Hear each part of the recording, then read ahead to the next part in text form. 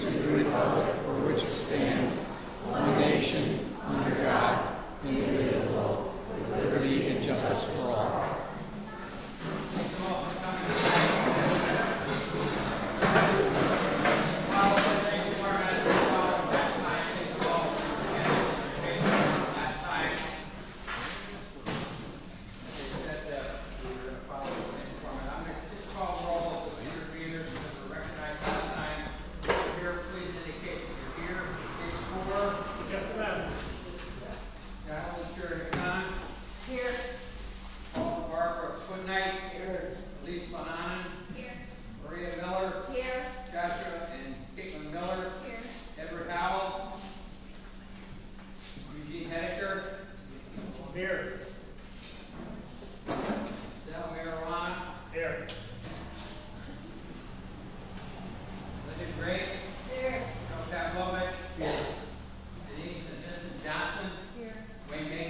Here.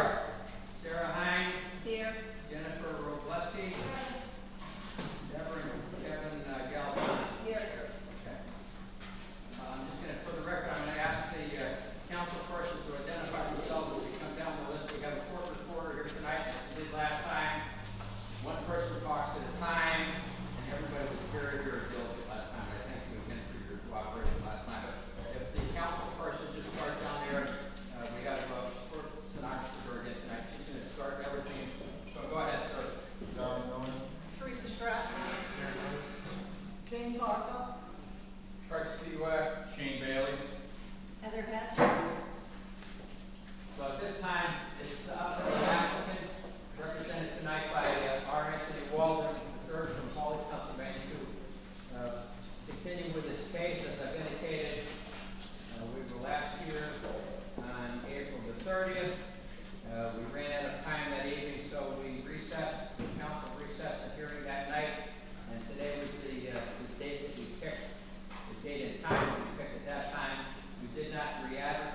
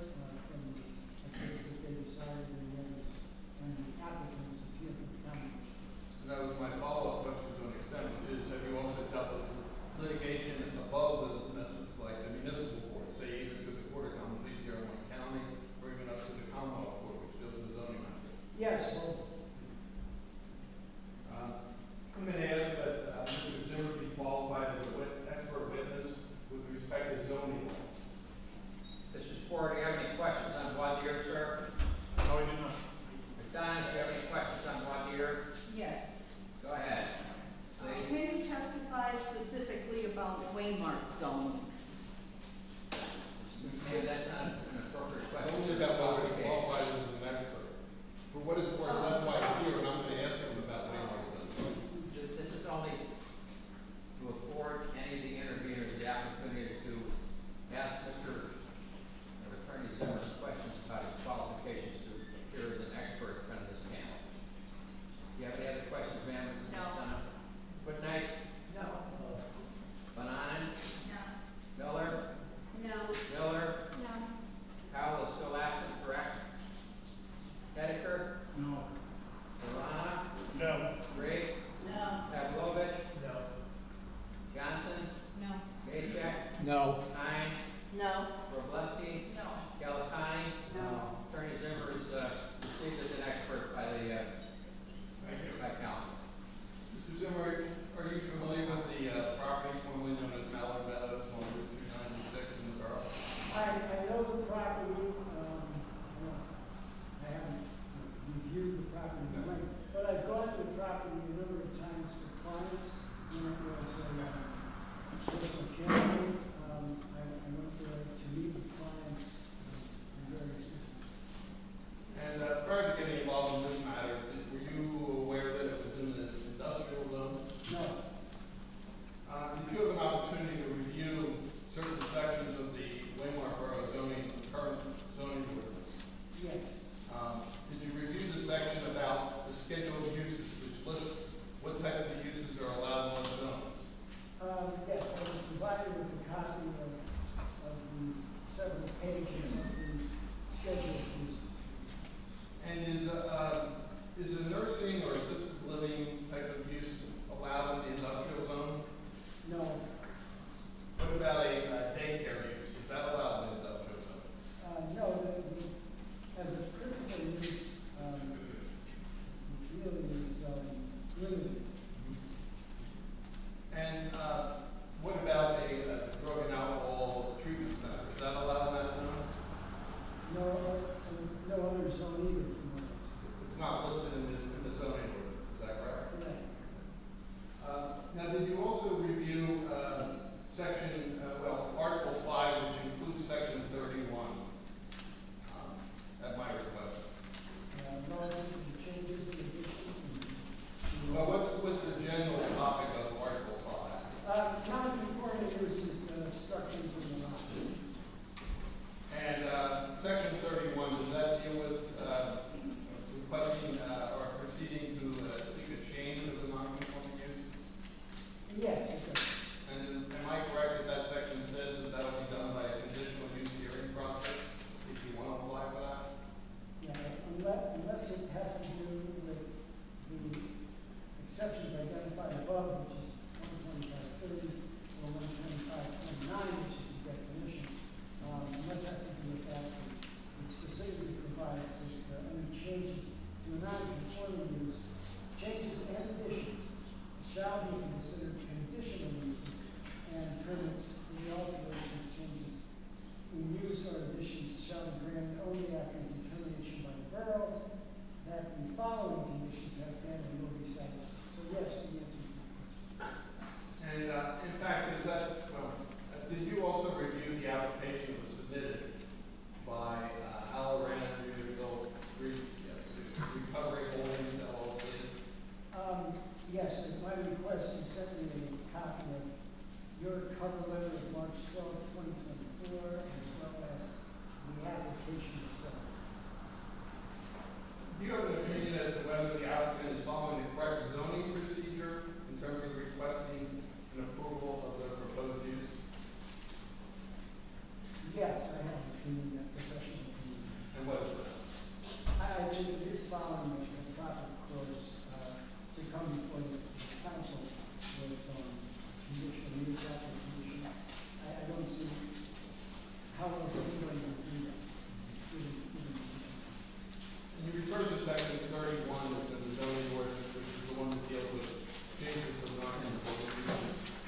Does that set forth some criteria that the borough council would consider in determining whether they approve this or not, approve with conditions?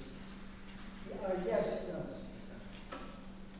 I'm not going to go into those, they speak for themselves. I have no other questions at this point. Okay, before I get questions in regard to the testimony that's been elicited from Attorney Zimmer. Yes, I do. Mark, do you have the entire Please, sir. do you have the entire code in front of you? I didn't hear the question, sorry. Do you have the entire code in front of you, section 125? No, I don't have the entire zone. Do you have 125-29 definition of non-conforming use? Yes, Could you read that for us? sure. A non-conforming use or building shall be a building, structure, or use legally existing on or before February 19, 1979, or a building, structure, or use planned and under construction in compliance with existing laws prior to the effective date of this chapter, or any amendment thereto, and completed within 1 year period after the effective date of this chapter, or amendment thereto, and which does not with the use regulations of the district in which located. A building, structure, or use allowed by variance in a district where it is not conforming with any regulations of this chapter shall be considered a non-conforming use. No further questions. Thank you. Don? You did state that the drug and alcohol recovery is not allowed in an industrial zone. That's correct. Okay, and again, can you testify specifically on Waymark? I don't understand the question. What do you mean, specifically on Waymark zone? To advise, well, yeah, I mean, like, you, I'm going to object to that question. I mean, it's been asked and answered in the sense that I asked him specifically about sections of the Waymore Borough. you can offer Okay, your let's opinion. wait a second, please. One person speaks at a time, okay? You're posing an objection, Mr. Walker. I am. It's been asked and answered with respect to his direct testimony. Your response, ma'am. So you will be in the capacity of advising the borough in regards to zoning? He's not advising the borough, he's an expert, somebody after the applicant. You know? Benign? I'm sorry, I skipped foot nine, I'm sorry. Okay. Benign? Miller? Yes, Go ahead, please stand up, thank you. certainly. I'm just looking for clarification. Considering the industrial district, under permitted principal uses, essential services are permitted. Is that correct? That's correct.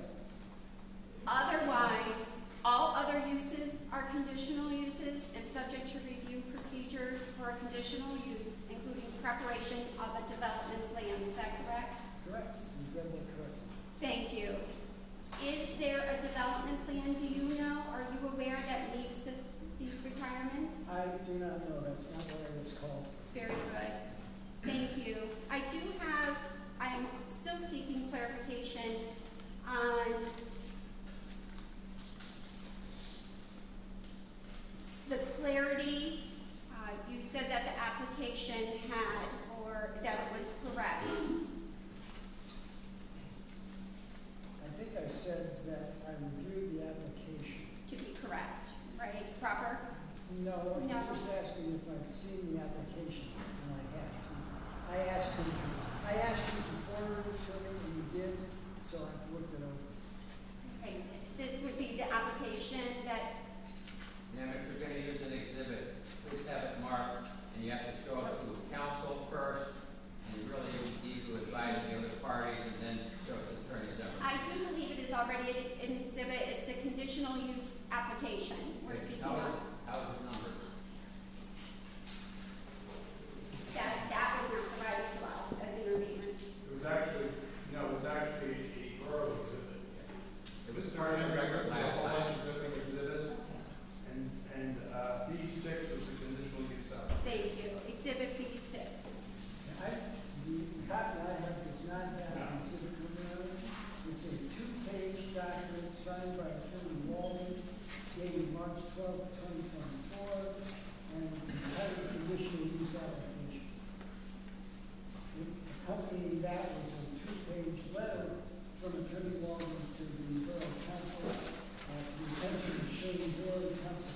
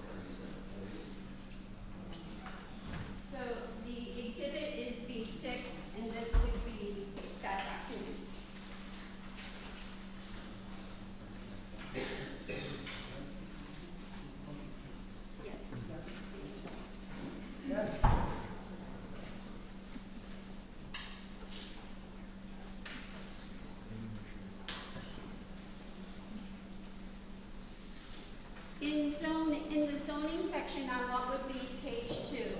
The property is in the industrial zoning district, which was adopted in 1988. Neither the nursing home, which was established in 1996, nor daycare are uses allowed in the industrial zone. It will be, yes. And refine your remarks and hold your remarks no later. Ask Attorney Zimmer a question, please, ma'am. Okay, since these are legally operating at the property, they are valid non-conforming uses. Could you explain that to us, please? Well, I did not write the letter, first of all. Mr. Walden wrote the letter on behalf of his client. What he's saying, the way I interpret what he says, is that neither of the uses that have been there before met the criteria for the use in the industrial zone. And so they haven't been non-conforming uses. That's his analysis. Thank you for that clarification. What if the businesses were placed there without permitting?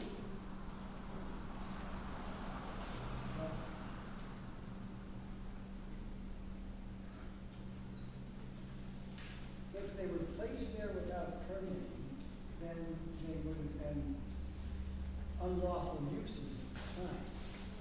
If they continue to be used without having been revoked or sued and having a judgment by a zoning hearing board and eventually a court of common pleas, if that didn't happen, then they're just outstanding. And if they're allowed, then it's kind of a non-conforming use by default, I guess. Is the best I can do. Thank you for that clarification. Did I cover both Miller parties? But I have no questions. Thank you. Mr. Howell? No questions. Mr. Hediger? No. Pastor Marana? No questions. Mrs. Gray? Mr. Pavlovich? No questions. The Johnsons? You have a question. Just because something was used as one thing doesn't make it right to be used. What I'm saying is if it wasn't, okay, so it was non-industrial in there, that doesn't mean you be able to do another non-industrial without you having a permit. That's correct. So it's not by default.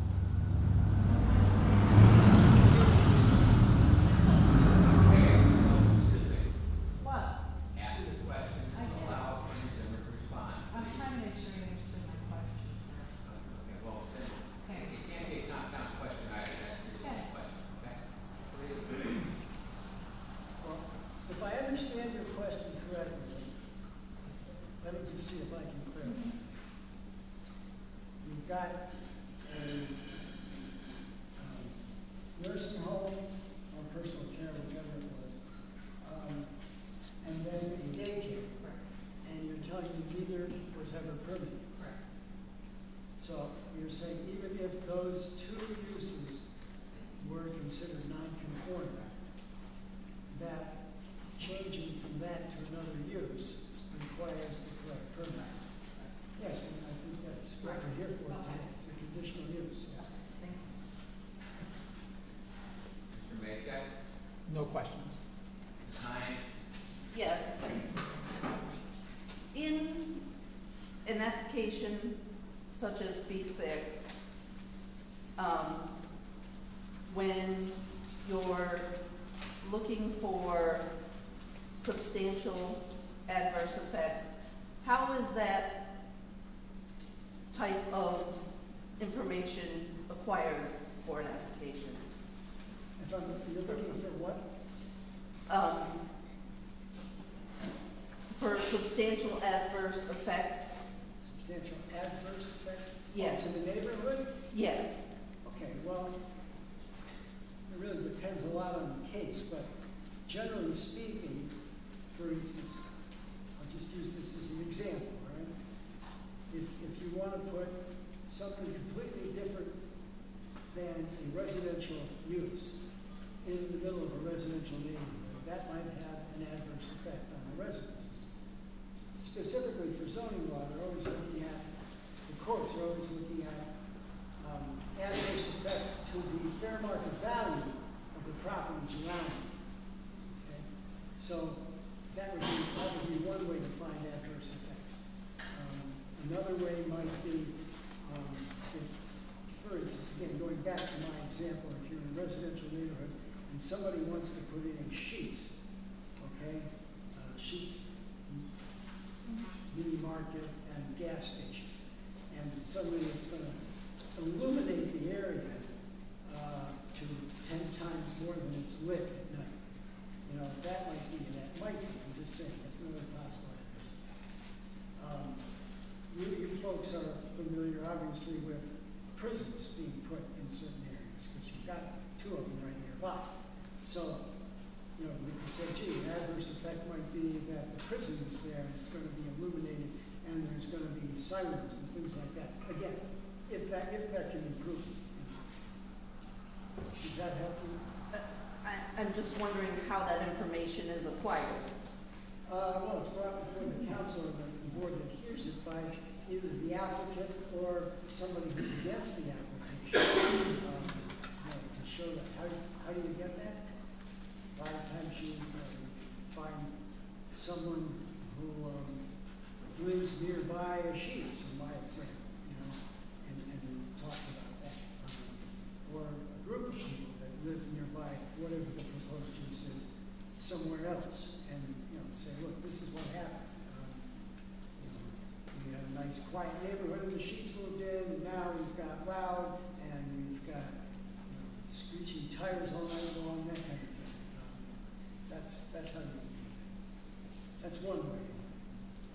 Thank you. Robleski? Yes.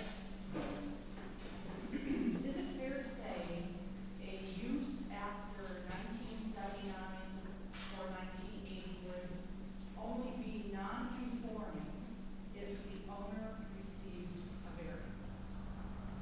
No, that's possible, but it's not normal. Yellow-Connie's? No. Heidegger? No. Redirect? Just one question. With regards to the definition of variance, just mentioning the last question about the date. We know that it's a date when the ordinance was being put together, whether it was adopted right then, or it was adopted a little bit later, but be that as it may.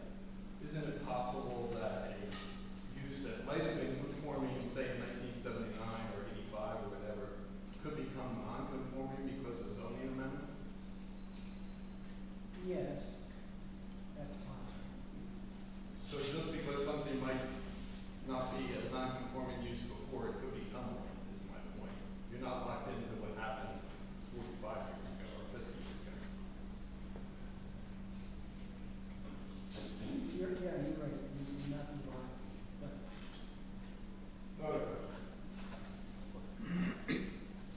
Any questions on recross in regard to that question? Yeah. I had to go down now. Go down the list again. 4. Yes. Since it was not considered a non-conforming use prior to 1979, property owner at the time did not apply for the proper permits to take care of that. And in the period of time Waymark zoning, Waymark Council has not changed the ordinance.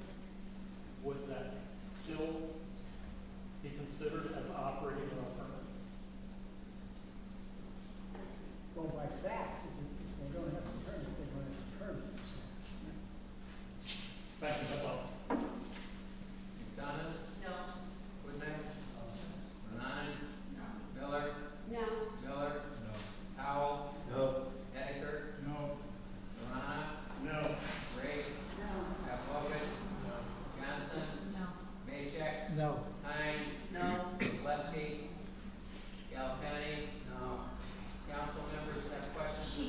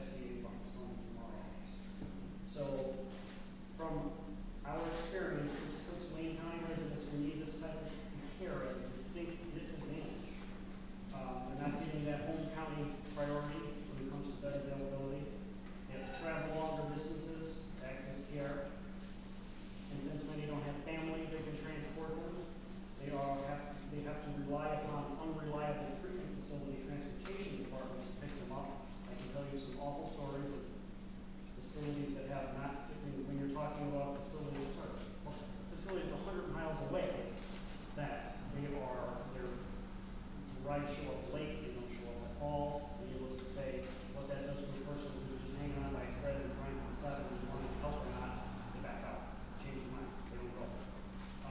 Also, if you have somebody who's in withdrawal, 100-mile ride is quite uncomfortable.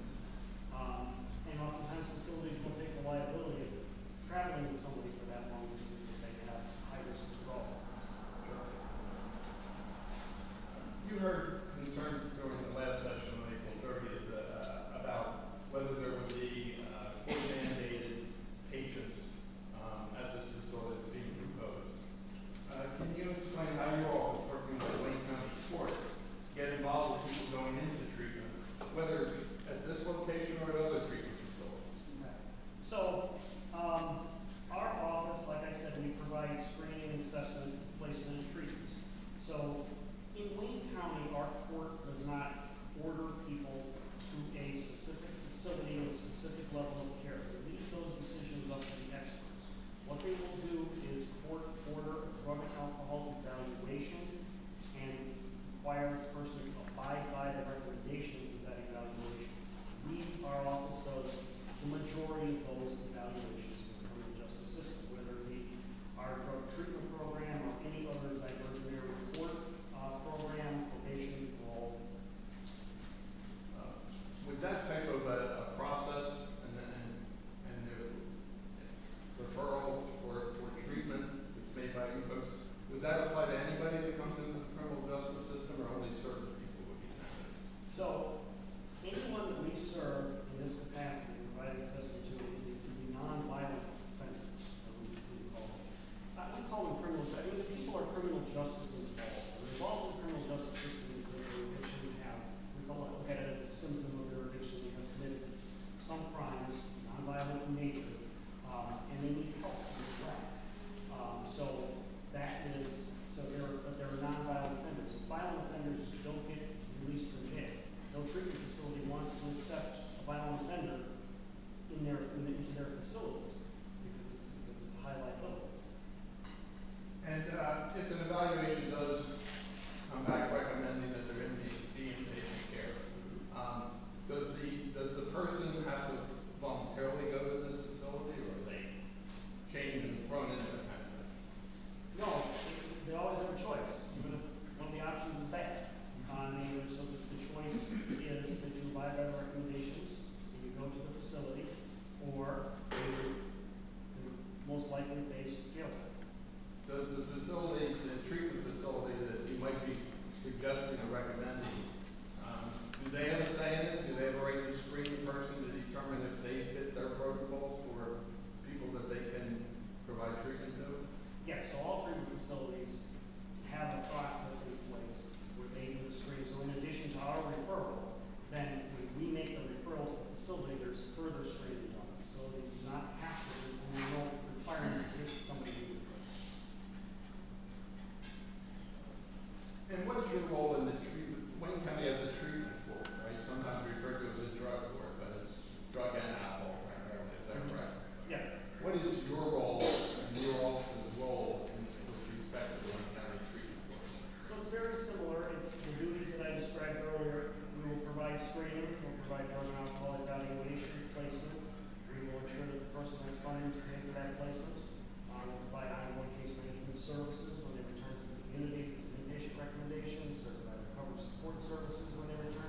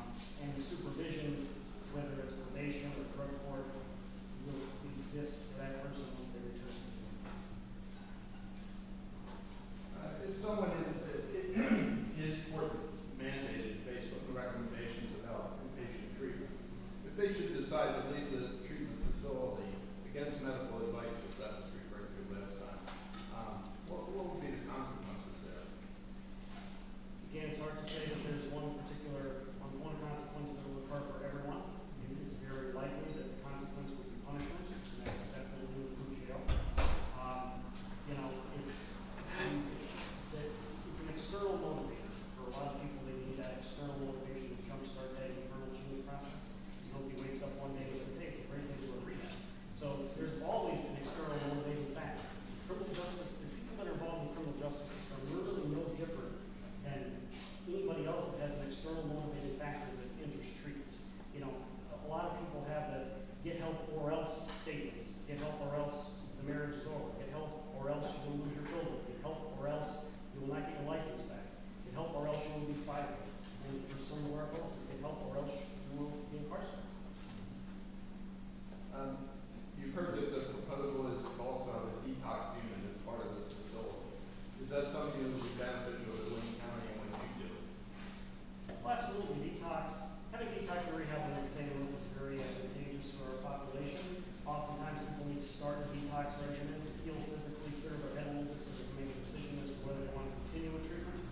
Having that treatment under the same roof, having them familiar with the environment, and it makes the transition very easy and makes it far more likely for them to continue on the treatment.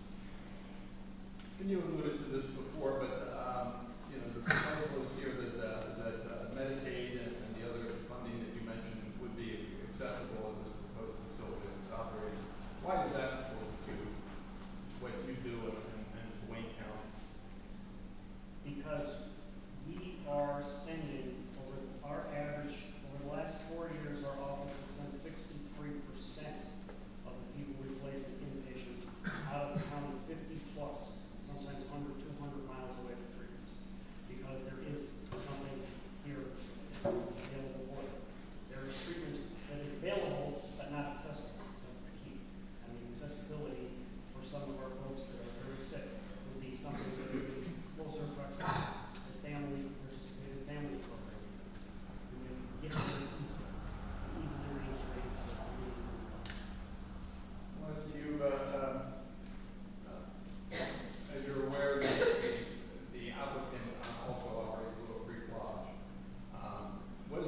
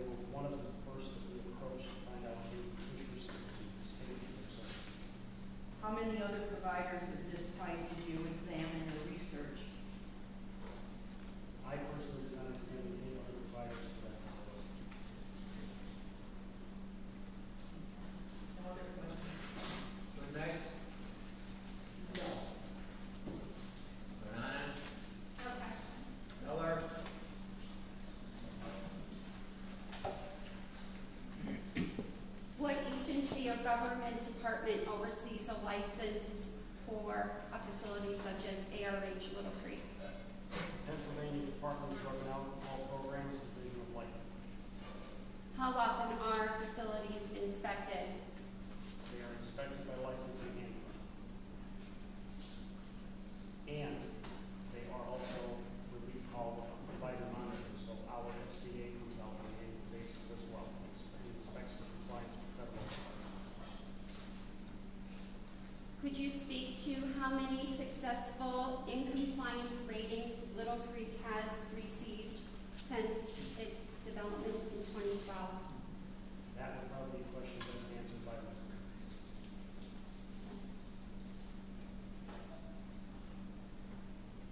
With the most recent information or data available, how many Wayne County individuals would be eligible for the proposed ARH program? So if it were to open its doors today, how many?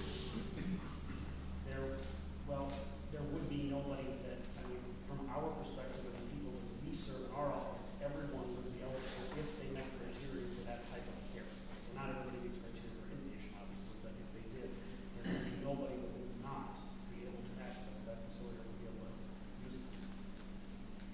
Could you speak to the projected number of individuals, maybe from history last year, would be individuals suitable for a facility of this type?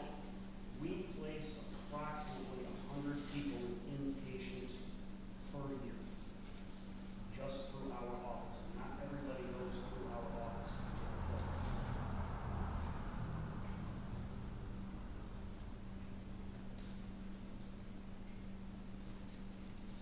Is the approximate 100, would that be individuals that seek help on their own as well as those going through drug court? Yeah, it's a combination of all individuals, whether they come through the criminal justice system in some way or some other. We don't separate those out as a standard practice. We help everybody do so. How many of the individuals have a dual diagnosis that you work with? Do you have a percentage, a demographic? That is something that I would have to get back to you on that. That percentage doesn't exist, but off the top of my head, I can put it on this report. We can track that in the office.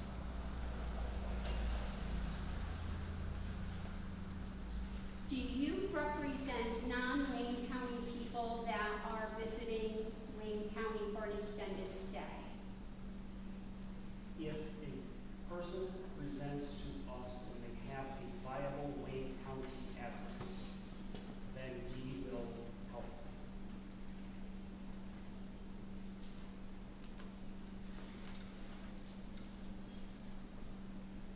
Are you in any way entered into a contract with ARH to secure beds for Wayne County individuals?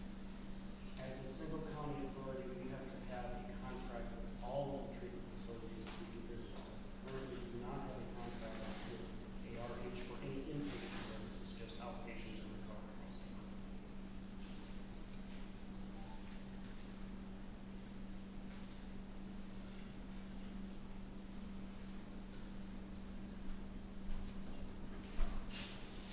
Thank you. Millers, No. Howell, The individuals that you have worked with seeking treatment, could you estimate approximately a percentage, just an estimate, of those individuals? How many have come into treatment with support of family or friends that work with them, compared to those who come individually seeking treatment who have no support system outside? Off the top of my head, I would say it's probably about 50% have support of family and So of the 50% that does have family support, have you had contact with families of individuals who have sought treatment and unfortunately died because of a drug overdose? yes. In the follow-up, in working with the families who have lost loved ones to a drug overdose, can you describe what were some of the barriers that those families shared with you that they feel contributed to the death of a loved one? In those conversations that we have had, the barriers have primarily been access to care. Easy access to care. You're dealing with a very vulnerable population. Easy, expedient access to care is crucial. You got to strike while the iron's hot, so to speak. And so to be compliant in asking the formal question, did you know that 224 people have died in Wayne County because of a drug overdose since January of 2012? Was a question. Yes, I'm familiar with those awful numbers. Thank you. Senator? If anyone gets released from Wayne County Jail for the sole purpose of going to rehab, that is a possibility, correct? That is a possibility, yes. Has it happened? There are individuals that we assess that are at the Wayne County Correctional Facility that once they are cleared by the correctional facility, they are paroled or offered bail by the court because they are nonviolent offenders, not being flightless of any kind, they can access treatment. That does happen. Mr. Marana? No questions. Ms. Gray? No questions. Pavlovich? Yes. Earlier, you spoke about the criminal elements. Some of these are wild. Are you aware that Waymart doesn't have a police department per se, they have a part-time one, they're very part? Is that important for you to have a police department that's there 24/7 That would be for your clients? for our, if you're talking about clients that we avail themselves of potential treatment services at this potential location, that question would probably be best answered by Oak Creek. We have walk-ins in our office all the time. We have no security. I've been there for 11 years. We haven't had a single problem. Not a single problem. We have, unlike inpatient, we have walk-ins. We can walk into our facility at 8 o'clock in the morning to 4 o'clock in the afternoon. Most of them are just a harm to themselves more than anybody else. Johnson? Yes. Do you have experience or have had experience with treatment centers that have been placed in a residential area where there's I couldn't say that for certain. I mean, the facilities that I deal with, I'm not exactly, some of them are so far away that I'm not exactly certain whether they are or are not located in the residential area. I know my address, but I'm not familiar with the address itself. I haven't even seen some of the facilities we use. after you do your DNA evaluation, that for drug court, there are given choice many times of going to jail or going to rehab. Is that correct? And with drug court in particular, if they are recommended for drug court, they're given an option as to whether they will participate in that or not, or be sentenced and go to jail. Okay. You talk about DUI being eligible for this type of treatment, person that was given a DUI in drug court. What is the worst thing you have seen when you've done your evaluation and sent them to a drug rehab center? You said DUIs, and that's low level. What is the worst? With respect To criminal activity. yes, in drug court. Most of what we see is DUI, possession charges. Again, nothing that is, no violent offenses at all, nothing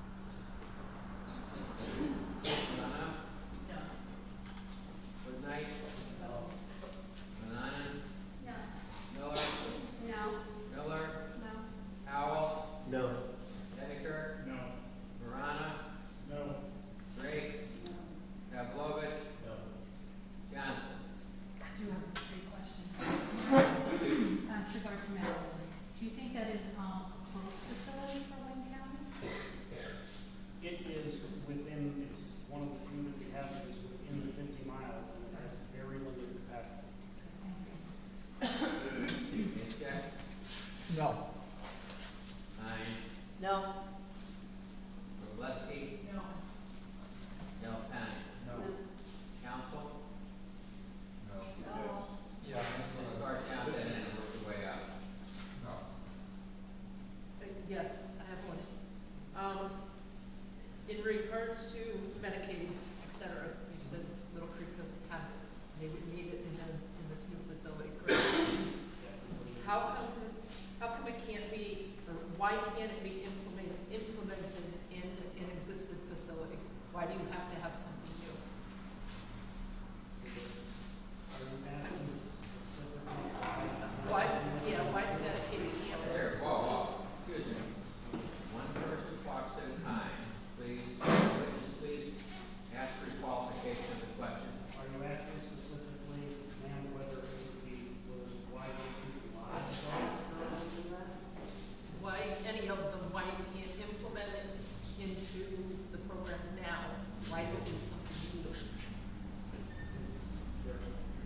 I can't answer questions for why any facilities don't exist. That's by the facility contract. That was really take Medicaid, but they're 50 plus miles away, personally. So, can the facility switch gears and start taking Medicaid? I mean, I assume it could, but that's would be a question. You said that your program requires residents only non-occupied persons.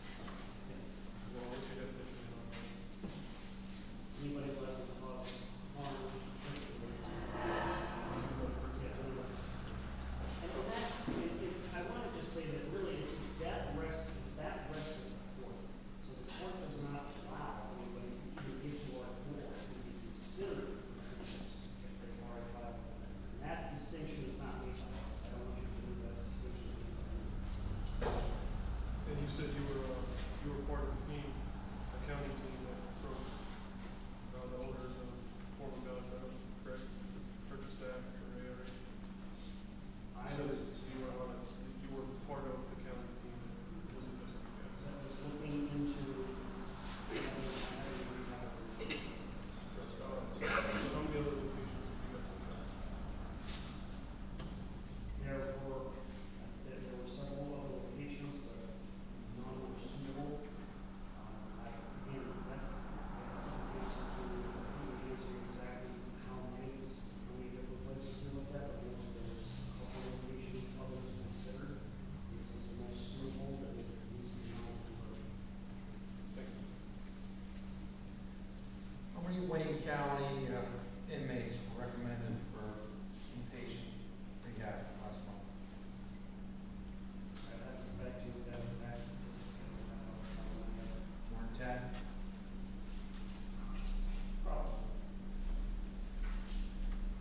You're hanging your hat on that this facility is going to be taking Medicaid. You already have a contract with the state to take Medicaid?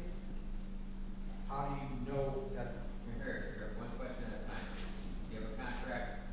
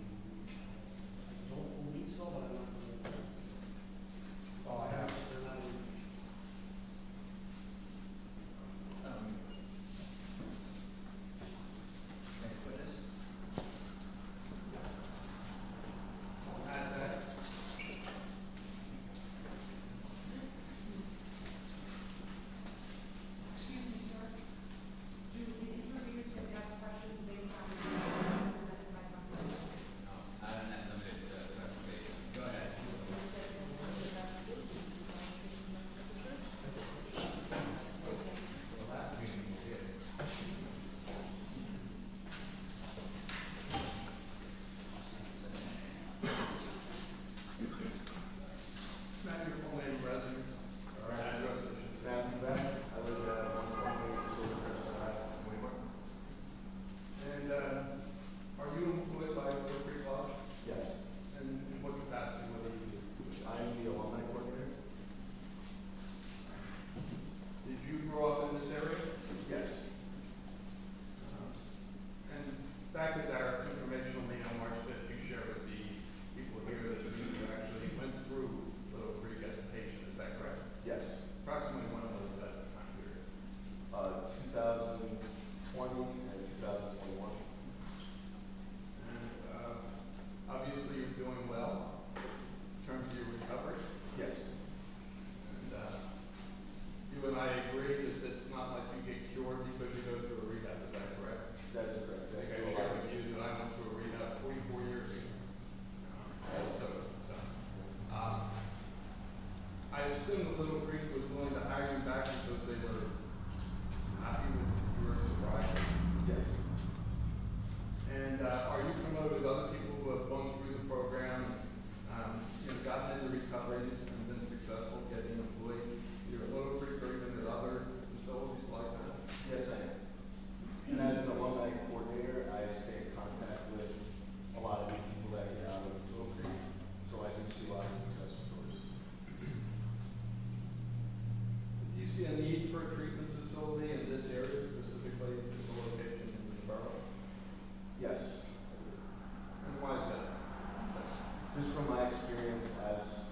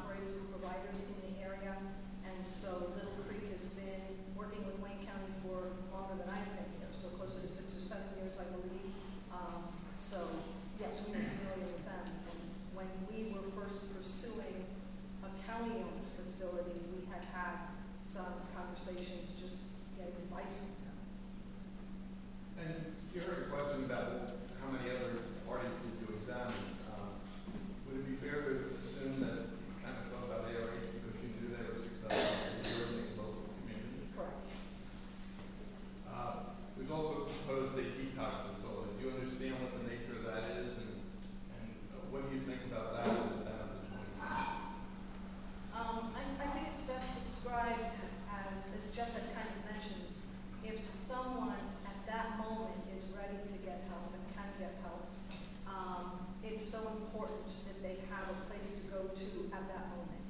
Otherwise, you can lose someone if they're not willing to drive a long distance, if the family is struggling or doesn't know how to help them with it through any delays. A detox can be very uncomfortable. So, yes. And besides the young men who were at the March meeting that you also and all three commissioners were at, are you aware of other people in Wayne County that had success because they got into rehab in the time of fashion? Yes. And do you and the other commissioners feel this is a good location for this in terms of serving the most number of people? Yes. You've heard about the idea about looking around other places. Isn't it true that Wayne County does not have abundant public sewer available? We do not have abundant sewer, yeah. In fact, the only areas where there's public sewer outside of a private development are in the 3 boroughs within Wayne County. Is that correct? To the best of my knowledge, yes. And even those are somewhat limited with respect to all they have on the street about homes too. Correct. Correct. So going way out into the country for a facility like this, wouldn't that be difficult to do? My understanding is it would be very difficult. I have no other questions. Mr. Spore? Yes, I do. I don't think anyone here questions the need of this facility. But would you agree this is a zoning question, more of the use of the facility? I really don't know how to answer your question. I think that's more of a council question, Mr. Spore, I'm sorry. It's fine, thank you, no further questions. Sure. McDonough? No question. McKnight? Banan? Miller? Yes. As part of the team looking for a vendor, did you investigate at all license reviews? How many were found to be in compliance for Little Creek? I personally did not. Did your team discuss that at all? We have discussed the quality of the service providers in detail, but not, I haven't looked at that exactly. Quality in terms of? The services that they provide, Little Creek's operations. Would operations also be reflected through licensure documentation? So at my level, I don't often get involved in that detail. A general civil county authority would. I don't necessarily see that.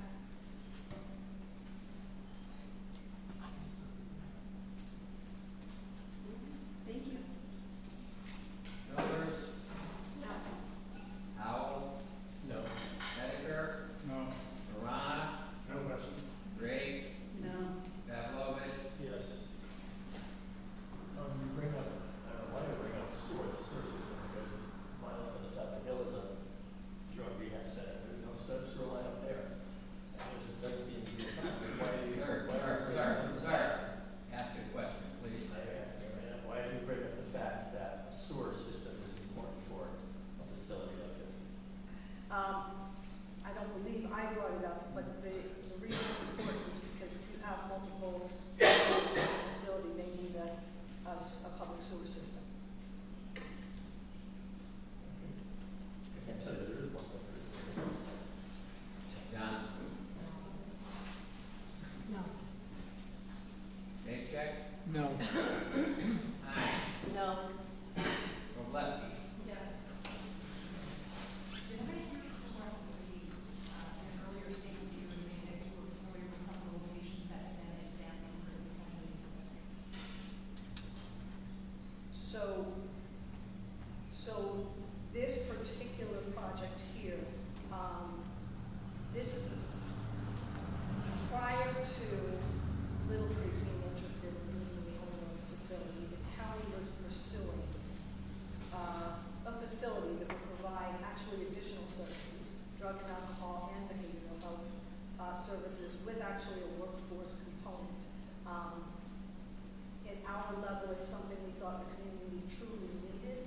And at the time, when we first looked at this, and this is even prior to my being a commissioner, the first spot identified as a potential site for construction was the SCI Landmark property, the state, they have land there that we pursued a lease negotiation with. At the end of the day, and we got grant funding, so we pursued trying this project, but at the end of the day, the price tag on what we dreamt about was completely unattainable. So at that point, having a location where we need to amp up services in the community, having Little Creek expand services in our community here at the Waymart facility. So that was not the original plan from the county perspective. Does that make sense? It does. Okay. And so when you were looking at, when you started to engage on this particular building, were you involved in any of the other locations that were being viewed or looked into, like quality of settling on this? There were no other close seconds because of the location and the existing structure of this facility was so ideal. Since you know that area is successful with 16 beds under private pay, are you also confident that an AJEC facility funded by public insurance will also be as successful? I'm gonna say what Jeff said earlier. You have to have some trust and faith in that. I am confident in Patrick and Katie. I think they have been exactly what you have witnessed here. They've been honest and open. I think they're very passionate and committed. I think they're intelligent. I think they're firm. I would think that they would succeed. Bill, comment? I have no other witnesses to call, however, I do believe that there are. Well, I'm just going to ask the panel if they have any questions of Madam Commissioner. I have a question. You stated that there was a grant that was acquired by the county to purchase or lease from SCI, correct? As we were pursuing that project, yes. Okay, and it was acquired? We did have some money allocated to that. Okay, my next question then is, was that grant revised in any way to help Little Creek purchase the Mallard Meadows property? We hope that it might be. It's some of the opioid settlement money that we're counting on. That's it, to increase services. So you said after the SCI location, you're not aware of any other locations besides this one up here that you guys are interested in? There were a couple tossed around, but again, nothing that was as suited as now. Is there any county funding going for this facility? Well, we hope that we will be able to use some of our opioid settlement money and to county to, yes, to help with these things. Is there going to be tax breaks for this facility? There will not be, I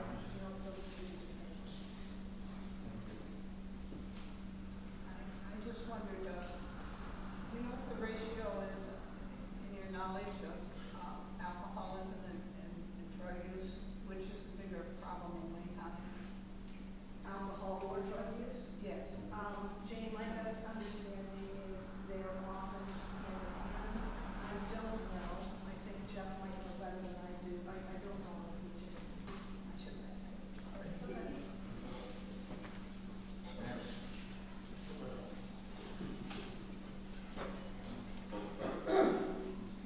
Said Mr. Walters. Yeah. This is your last one, okay?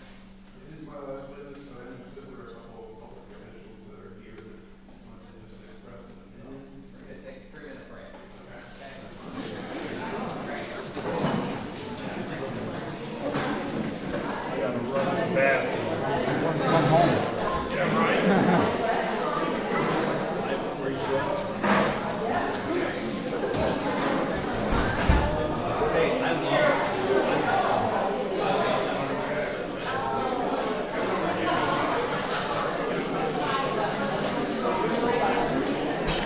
Oops, holy cow. Sorry about that.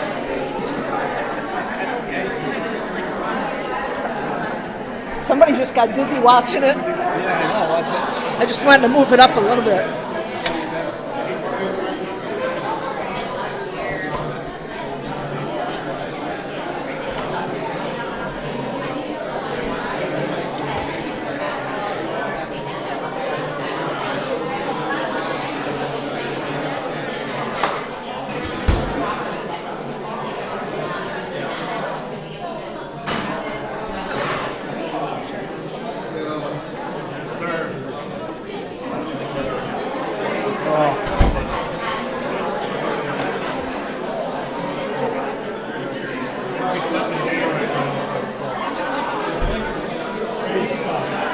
Probably. I'm still better. Right? Instead of one.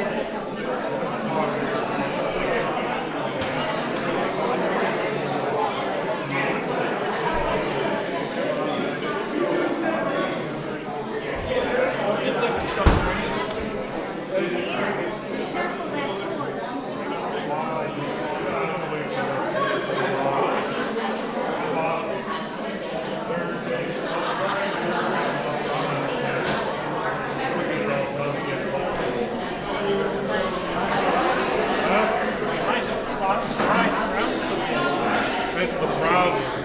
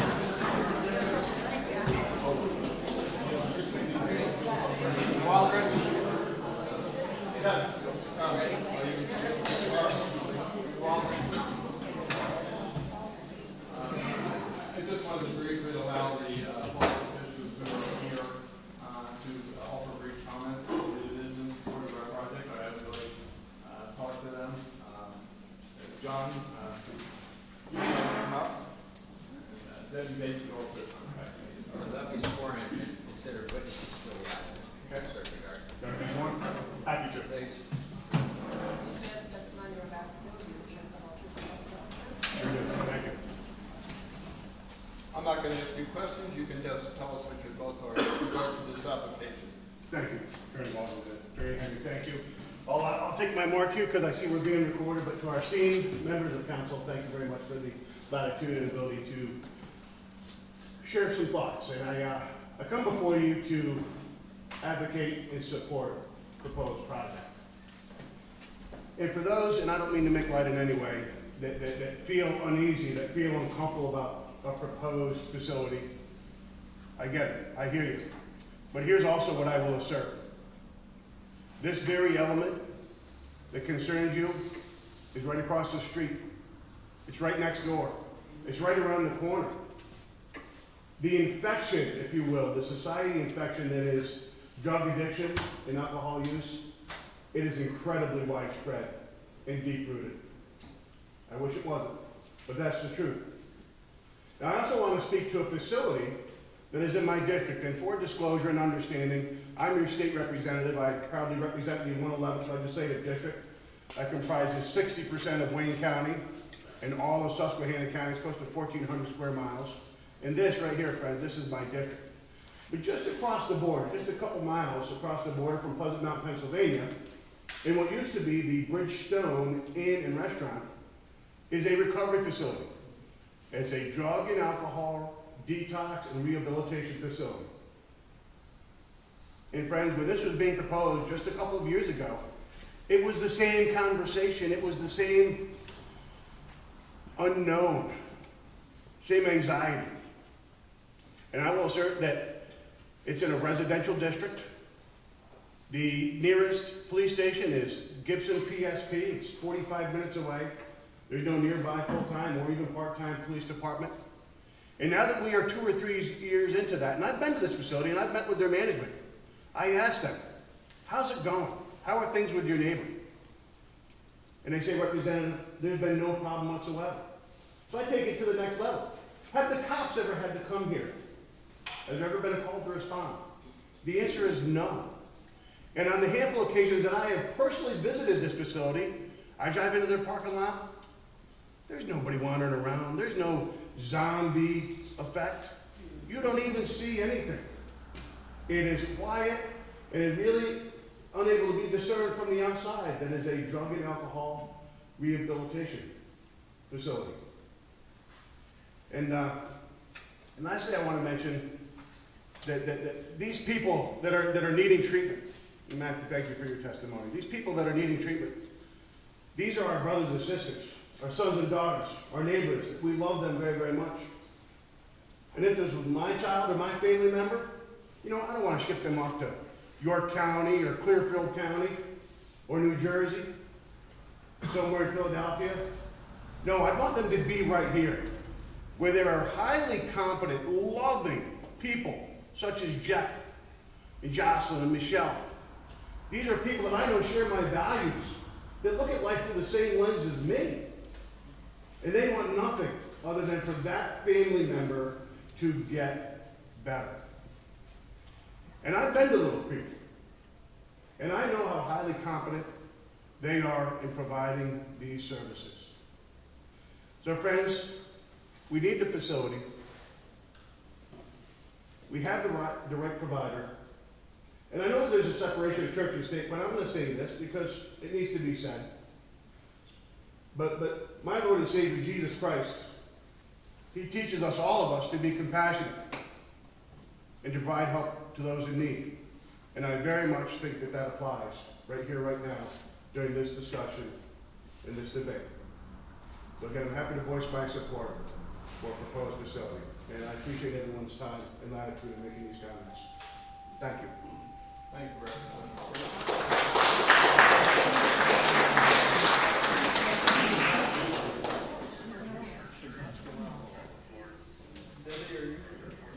I thought this was a question and answer thing. I didn't think it was, that should not have been allowed. Look, ma'am. I'm sorry. I understand that you object to that, but I object. I understand. The objection is overruled. We're listen to, we already listened to Attorney, to Mr. Fritz, and we'll listen to Ms. Bates if she cares to impart any comments in regard to this application. It's still all, I think it's still all part of the presentation by the applicant in this matter. Go ahead, ma'am. Thank you.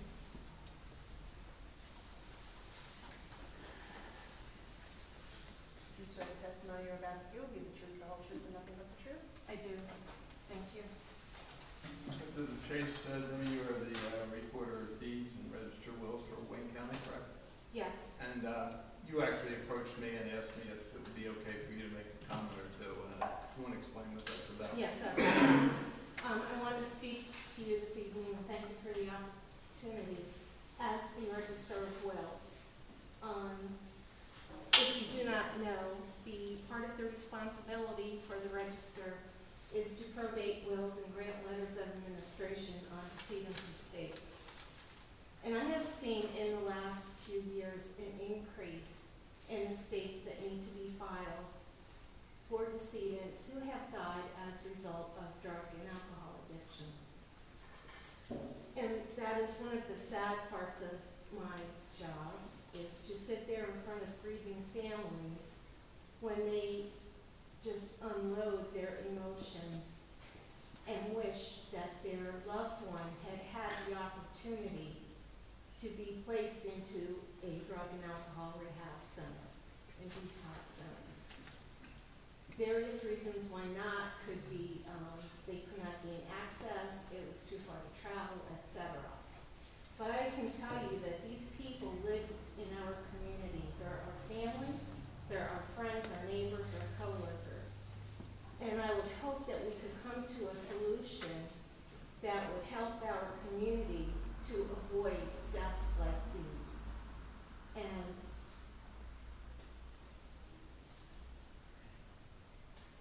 it's just been too many deaths, and it has been increasing. I do not have numbers because I do not track them. But I have worked in that office for over 40 years, and I am serving my 9th year as the elected official. So I have seen many of these estates come in. So I would hope that you would consider being part of the solution to the problem. It is ingrained in our community deeply, and I think we need to acknowledge that and take action on it. Thank you.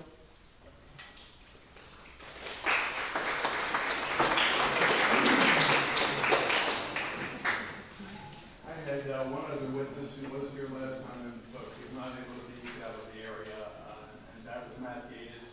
He is the director of Camp Freedom, which is provides services to veterans and first responders.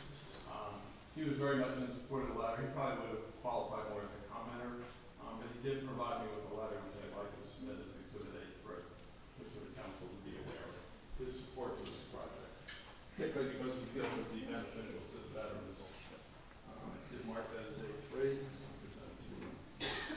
Barbara? Would you circulate it to the interveners, please, Attorney Walden? I don't have 17 of them. Well, I can read it to everyone if you want. how many pages is it? 2. Would you please do so? No, it's a page and a half. Thank you. To the Waymar Borough Council, as the Executive Director of Camp Freedom, I want to express our strong support for the proposed alcohol and drug treatment facility in Waymar. Over the past 6 years, we have hosted over 10,000 guests at Camp Freedom on our 2,350 acres of ground. These guests are disabled veterans, first responders, their families, and Gold Star families. These heroes are suffering due to trauma that they have faced while serving in their roles or due to the transitioning process that takes place when they stop serving. The pattern we have seen over these 6 years is isolation. Add in drugs and or alcohol, and it leads to desperation. Although it looks different in every individual's life, this pattern is the reality for many of our guests.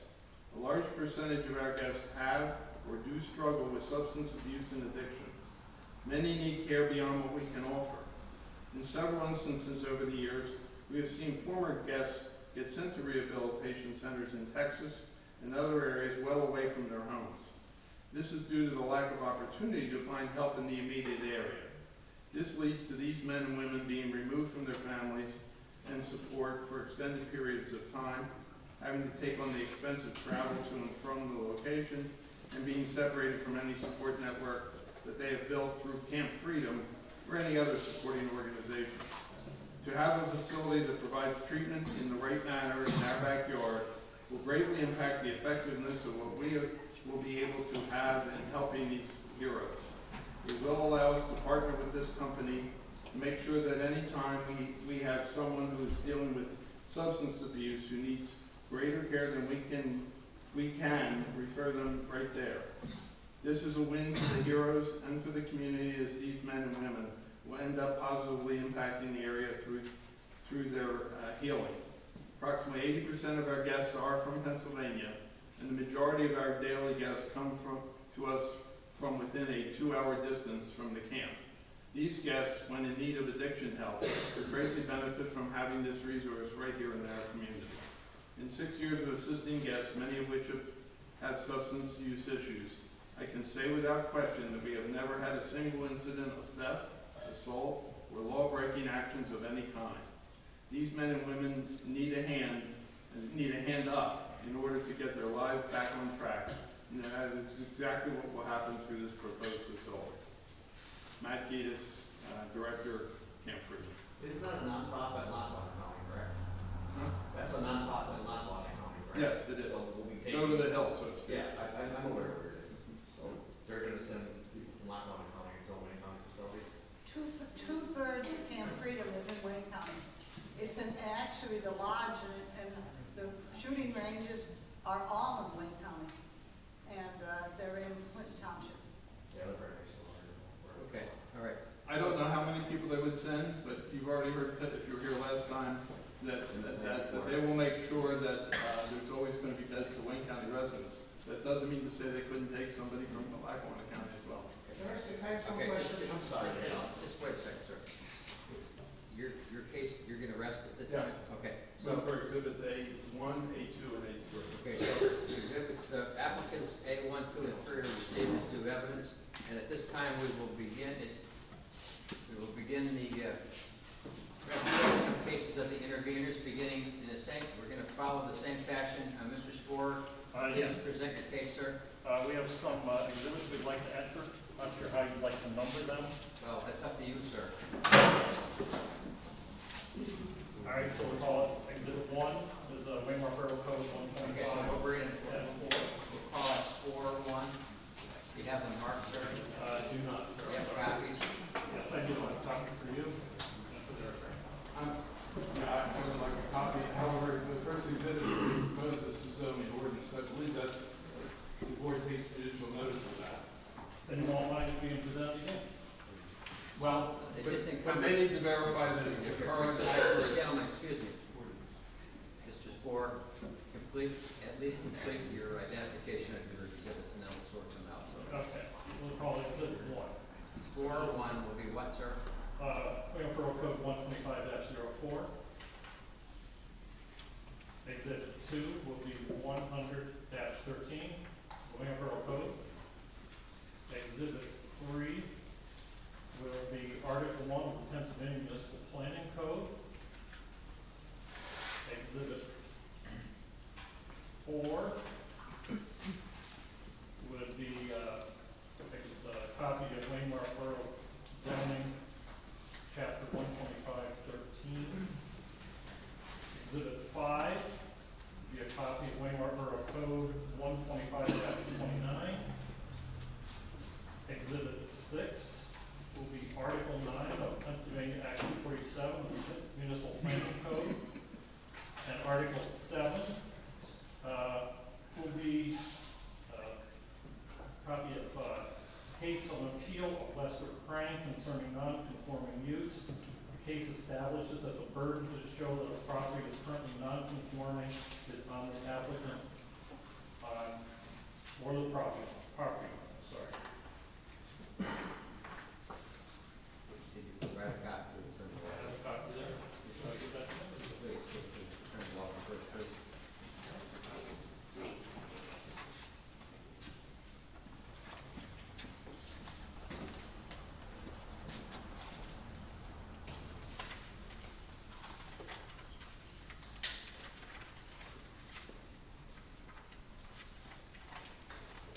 Spore, I don't see any marks on any of these. Would you please come up and put marks on them as you choose, please? Okay, Mrs. Moore, do you want to take these exhibit stickers and use them?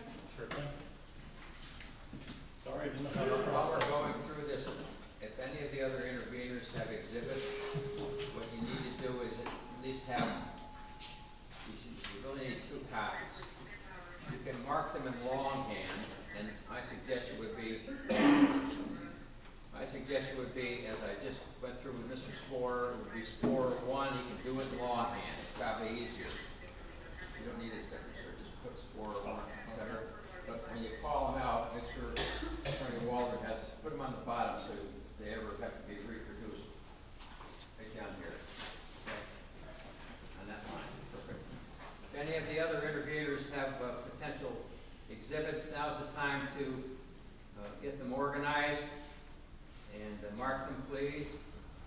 And as I said, as an example, Mr. Spore's exhibits would be Spore 1, 2, 3, etc., McDonough, etc., etc., etc. So if anybody else, any of the other interviewers have exhibits, now's the time to get them out, get them organized, and be prepared to identify them.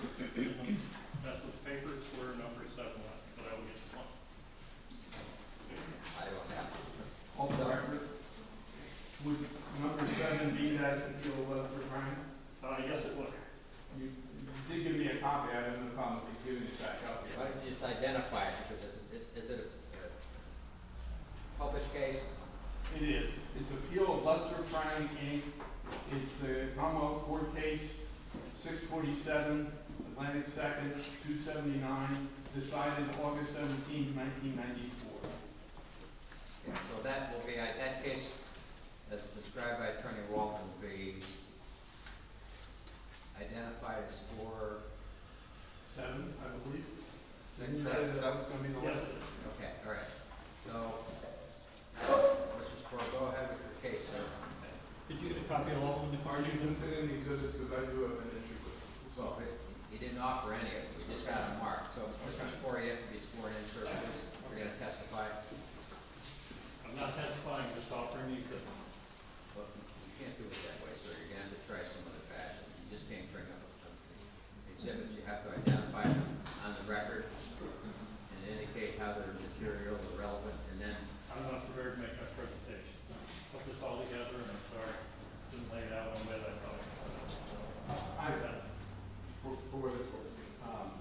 Actually, I did very briefly, there's only small excerpts from various parts of the Borough Code, and then the others are from the Pennsylvania Municipalities Planning Code, which is a state law that regulates land use, put it broadly.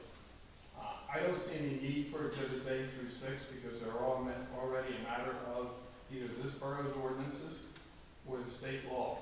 And my only concern is, without comparing each and taking maybe an hour or so to go through that, I can't tell whether these are the current versions or a version. For example, the state law, Municipalities Planning Code, has been amended, I believe, 11 times since 1980 till now. But it's a matter of law. Mr. Henry has access to all of that law. I have no objection, although this case is also available, I have no objection to this being submitted because it's not as easily ascertainable. You have to go look it up. Whereas your ordinance, you have your ordinance. And Pennsylvania municipality planning code is something that's usually provided to all municipalities, just because it kind of explains how the process works. So I would object really to 1 and 6 as being unnecessary, but I have no objection to 7, even though there hasn't been a foundation laid for it. So, Mr. Spohr, based upon your presentation, sir, and notwithstanding the fact that you're not going to testify, what council is going to do is accept into the record your references to those particular aspects of the zoning ordinance that is already part of the record and marked as Borough 7. Okay, thank you. Okay? Thank you. As well as the reference to that section from the Pennsylvania Municipalities Planning Code. Okay. And also, 4 or 7, the published case, it's a matter of public record anyhow. Okay, thank you. Okay, and I would. I'm sorry, sir, go ahead. I'd like to recall Pat Borelli, I'm sorry, is that the name? To ask a few more questions.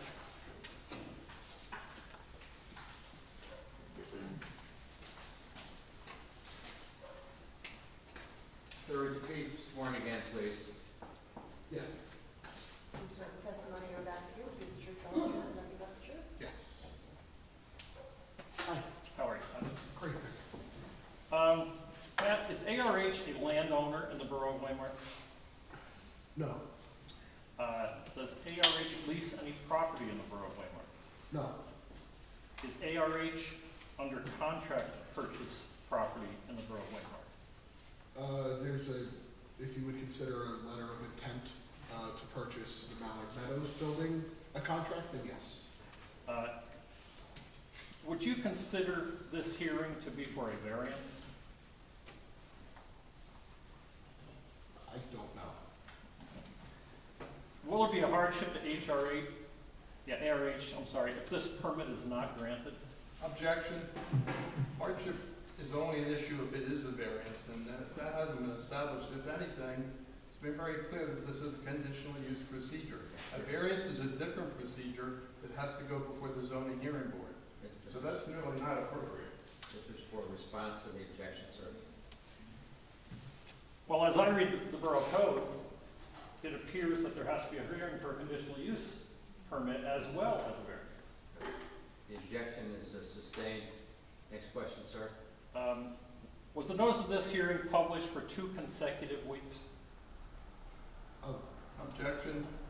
That's the responsibility of the borough, not my client. Okay. Sustained.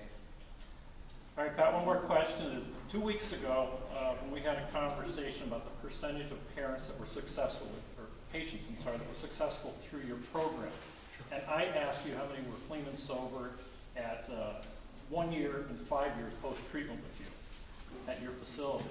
You told me you would have to get those numbers and get back to me. Yeah. Do you have those numbers? I don't.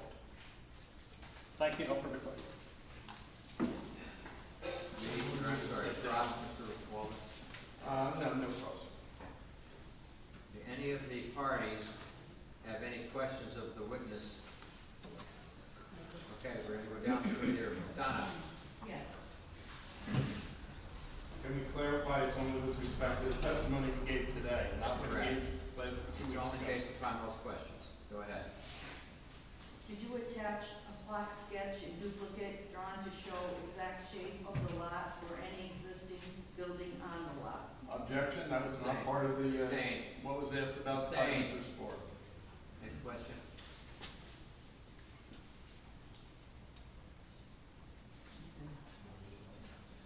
No questions. Good night. No. Banan. Yes.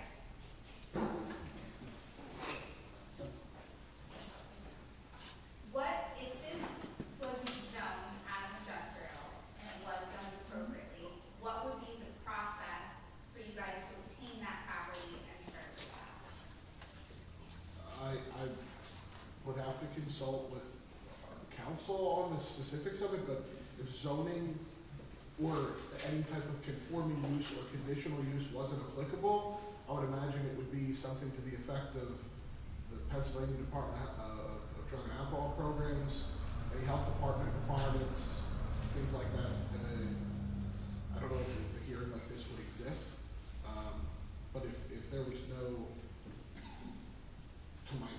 zoning issue or use issue within the building, we would just do it. Thank you. Miller? No questions related to this topic. Millers? None. Howell?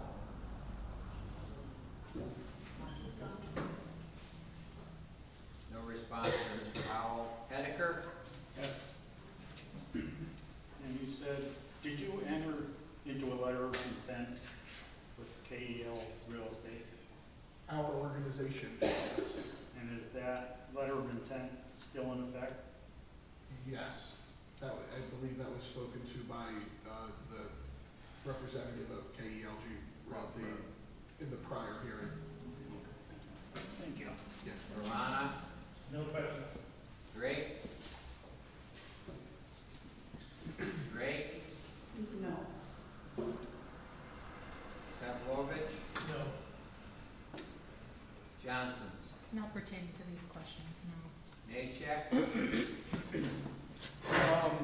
ARH as a facility, would you be willing to put into a contract you engaged in a clause that would terminate the occupation of the building if a number of law enforcement violations occurred? That would be like violence, escape, vandalism, any unlawful activities. Objection, that's beyond the scope of this. Right. Response, Mr. Major? Well, then can I ask that at another time? Sir, Another witness? Do you have a response to the objection? Oh, whatever. So what's correct? Objection sustained. Nine? That's fine. That's it. 9? Robleski? Yes. I believe it was Mr. Sporer who had asked the question. During our last hearing, he had posed the question what the success rate was for 1 and 5 year. You had to assume that that question was going to be brought up again today since you had promised follow-up. Why are you not prepared for that information? Well, I didn't assume that I was going to speak again, and frankly, when I made myself available from the information session along with business cards, phone number, personal cell phone number, that is still available for what it's worth for people. I'm happy to communicate that information to you. However, I didn't expect to get called back up here again today. Frankly, I'm kind of just as riding along the process with everybody else. I think the lawyers know more about this than we do, but I didn't expect to be back up here again. But again, I'm happy to share my contact, as I have with some people after these things. I'm happy to share that information outside of this. My assumption would be that it would be beneficial for the council to understand some of the responses to those questions, which is why I had asked. Sure. Nalavani? No.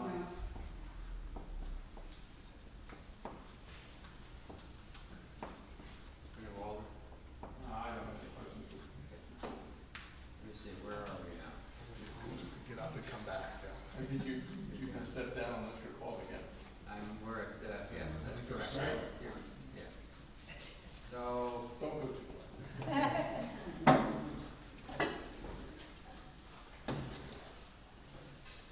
McDonough?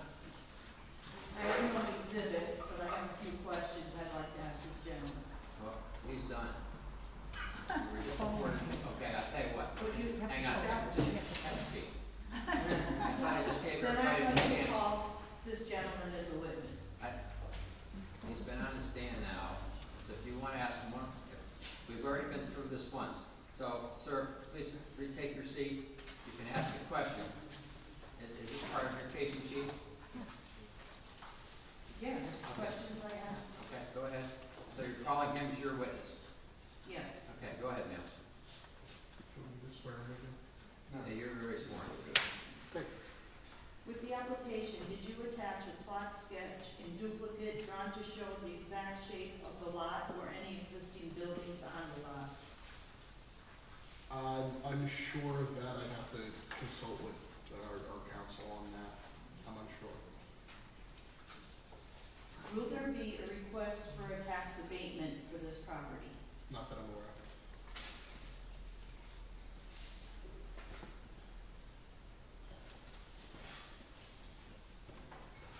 Does the intake process for patients look into whether there are any outstanding warrants before accepting them? All legal questions are asked prior to scheduling admission, and that's taken into consideration when approving a patient to come in. No further questions.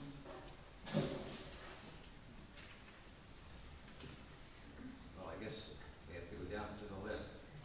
I'll ask again. Good night. No. Bananen. No. Miller. Seeking clarification, can I only ask about her topics, or may I ask my own? This is, You're gonna get it. This is McDonough's case.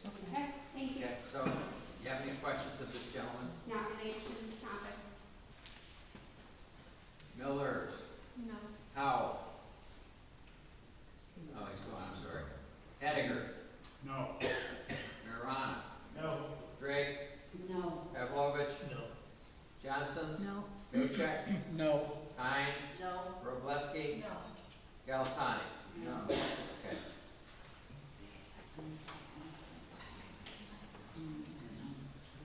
Down and Okay, so. McDonough, Ms. McDonough, you rest? I rest.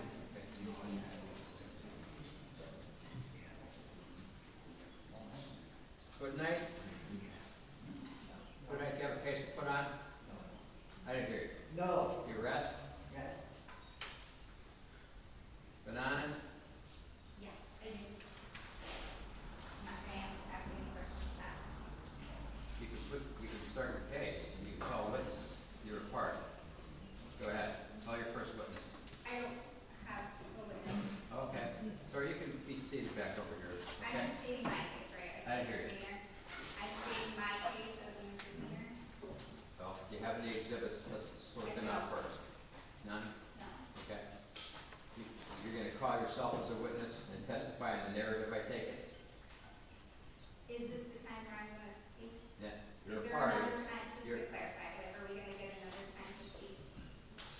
As a party, probably not, but you're gonna be sworn in now and you're gonna state your case in the narrative. Come ahead, please. No, I'm good. I'm just trying to clarify what we're doing. Well, I'm not objecting, you can state your case. yeah, Rich is using an appropriate term narrative, but all that means is that you want to tell us what you're thinking about this. That's what you want to do, now's the time to do that. However, you should understand that I have a right to cross-examine, That's, and that's why you have to be sworn in. Ms. Bananen, I wasn't trying to intimidate you, so come forward. Come forward. Raise your right hand, be sworn in. Do you swear the testimony you're about to give will be the truth, the whole truth, and nothing but the truth? I do. Okay. Have a seat over there and tell the panel and everybody here what you want to say, please. Do I have to say? Yes, you do, please. Come on over, it's fine. I don't really like this on this Okay. side. It's not my good side. All right, go ahead, ma'am. Okay, so And there's no objection for her to testify in the narrative. No. Go ahead, ma'am. Okay, so this is just my opinion as a property owner, related to this project. I know that is probably not the popular opinion of my neighbors, and that is fine. It's also not the popular opinion of my husband either, so he's had many conversations over what this building may be. We were opposed to the ideas that were brought forth by the county with the additional buildings and behavioral health. So my property is to the back of it. We had concerns about security, as I think most of us did. Personally, I have family members that have gone through multiple years of treatment and rehab who are also in the criminal justice system. And I did not get to be a part of that, but I have a lot of experience with them going through that. As a professional, I'm a nurse by background. I've worked in a lot of different facilities, in hospitals and infection control. A lot of those regulations align with a lot of the drug and alcohol regulations, although they're not the same. A lot of what happens is the same as far as regulations and licensures go, so I do understand that aspect of it. I do also understand the need of patients coming into the hospital not just seeking care for drug and alcohol, but seeking care because of the effects from drug and alcohol. I've seen infections that have taken people's limbs from them, have given them heart attacks, have killed them from the effects of using drug and alcohol. Those same patients come back pretty frequently that don't seek treatment or that don't have accessible treatment. And I have read those cases where they agree to go to treatment and they need to get sent to Philly because their insurance denies them or nobody will take them. And they don't go. And they come back. And some of them die. And those are the people that are around us. They offered us to call them, to talk to them. I'm not sure how many of you taken them up on that. I did. As somebody who works in healthcare, they are about as transparent as you can possibly get. And most facilities nowadays are not transparent. They are not going to give you the information that they so willingly gave us. I know that the concern is and that these people are going to be wandering around and they're going to be escaping and jumping out of windows and wandering through our community. Personally, I've never seen that in a rehab program. I've talked to them, they don't see that very often. I've talked to my family members, they don't see that very often. I have faith that they are telling the truth. I have faith that we are not going to see an abundance or an increase of any crime that we don't already see. That we don't see from people who don't have access to treatment, who don't have access across the road. And they are literally, like our representative said, our neighbors and our family members. And if you look at our neighbors and our family members, you wouldn't think of them as criminals. There's a lot of people in drug and alcohol who may as well be criminals. They've never gotten caught.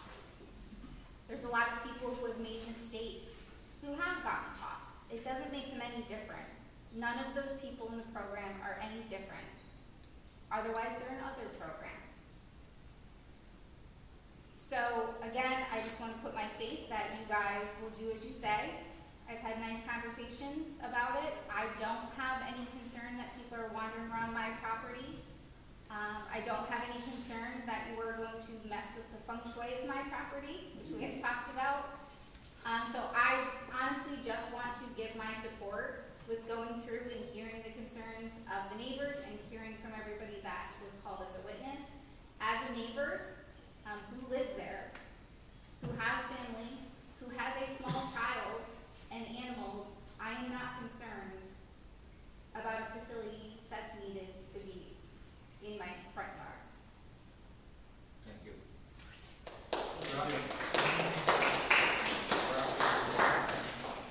I have no question. Ross for Spore. Yes, I have one question. Sure. Do you feel this is not a zoning issue at all, even though it is zoned industrial and not allowed in that location? So I think by law, the purpose of a conditional hearing is to accept a conditional use of a building that is not zoned appropriately for its use. If it was not for the zoning approval for a conditional use, I don't think we would have even had a say in the purchase and use of that building.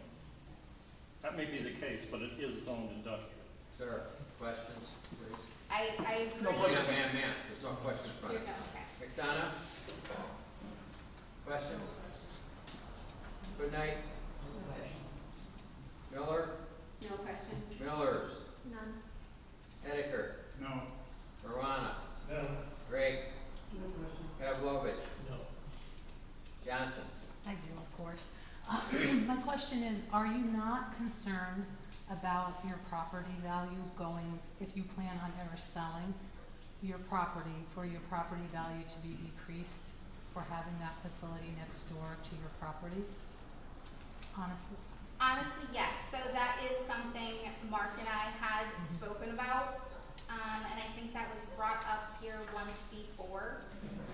I don't think that the property value, honestly, in my opinion, would be very different than what it is now with this type of facility. I think if something else was there, industrial, it definitely would. Thank you. AJ? No. Hein? No. Robleski? No. Galpani? No.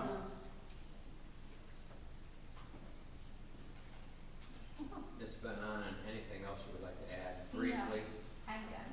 Okay. Do you have any other witnesses, ma'am? No, You rest? I rest. Okay, thank you. Maria Miller? Case, ma'am? Yes, I would like to call Mr. Curley. Let me just say this. This young man was on the stand for more than an hour 2 weeks ago. He's been up here twice already tonight. So the question should have been posed to him at that time. Go ahead, sir. You're still under oath. I get those. I don't know how long. You're still under oath, sir. Yes. Mr. Miller, go ahead, please. Does ARH currently operate an alcohol and drug rehabilitation facility with or without detoxification in Florida? No. No. Never? In the past, currently no. In the past, yes. In the past, yes. Yes. Why did it close? Oh, a myriad of reasons. Florida is a wildly different environment for substance abuse treatment than elsewhere. We found our success being in the niche of what this project is proposing, is working with the Medicaid population to gain access to services that they otherwise don't. In Florida, we attempted it recently, in full transparency, recently, and it was awful. It was really, really challenging because a place like Florida doesn't offer the same services that a place like Pennsylvania does. For instance, there is no Jeff Zarichek in Florida. There is no Drug and Alcohol Commission of counties in Florida. It's incredibly challenging for people to get Medicaid, and the services to receive are even more difficult. And ultimately, sir, yeah. I think you've covered that point. Thanks. Next question, please. Does ARH currently operate an alcohol and drug rehabilitation facility with or without detox in West Virginia? Yes. Is the facility licensed by the state of Virginia? No, West Virginia. West Virginia, I'm sorry. Is Yes. it licensed by the state of West Virginia? Yes, the OFLAC is the Office of Healthcare Facility Accreditation and Licensing Commission, something to that effect. Some 6 or 7 letter acronym. Could you speak to licensing of the PA facility, Little Creek? In a broad way, sure. In some specifics, sure. But the entire code, no. I would like to know how successful you've been in having a full in compliance result as a result of a licensing visit or review. Can you repeat the question again, please? How many times has Little Creek attained an in compliance rating while being reviewed by the Department of Drug and Alcohol Commission for licenses? I think all, because if you were, so the way that it works is that you get, there's surveyors that come out to your, program, right? And this is the same in other states as well. They look into all aspects of the organization, including documentation, life safety of the building, so on and so forth. They give you, hey, this is what we found that is in compliance with our with what our our regulations are. These are the things that we found that are out of compliance. This is the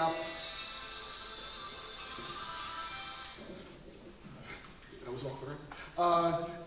These are the things that are in compliance. Hey, you did really good in this area. For instance, I made mention of it last time. There are some areas with documentation primarily that say, hey, this treatment plan, and I can get into the weeds, this treatment plan review was not signed within the time frame in which it needed to be signed by the multidisciplinary treatment team, right? They say, hey, what is your corrective action plan for this so that this does not happen again? We submit that corrective action plan Then when they come in the next time, they look to review that to say, hey, based on the corrective action plan that you submitted, are you following what you said you would to remain in compliance with this?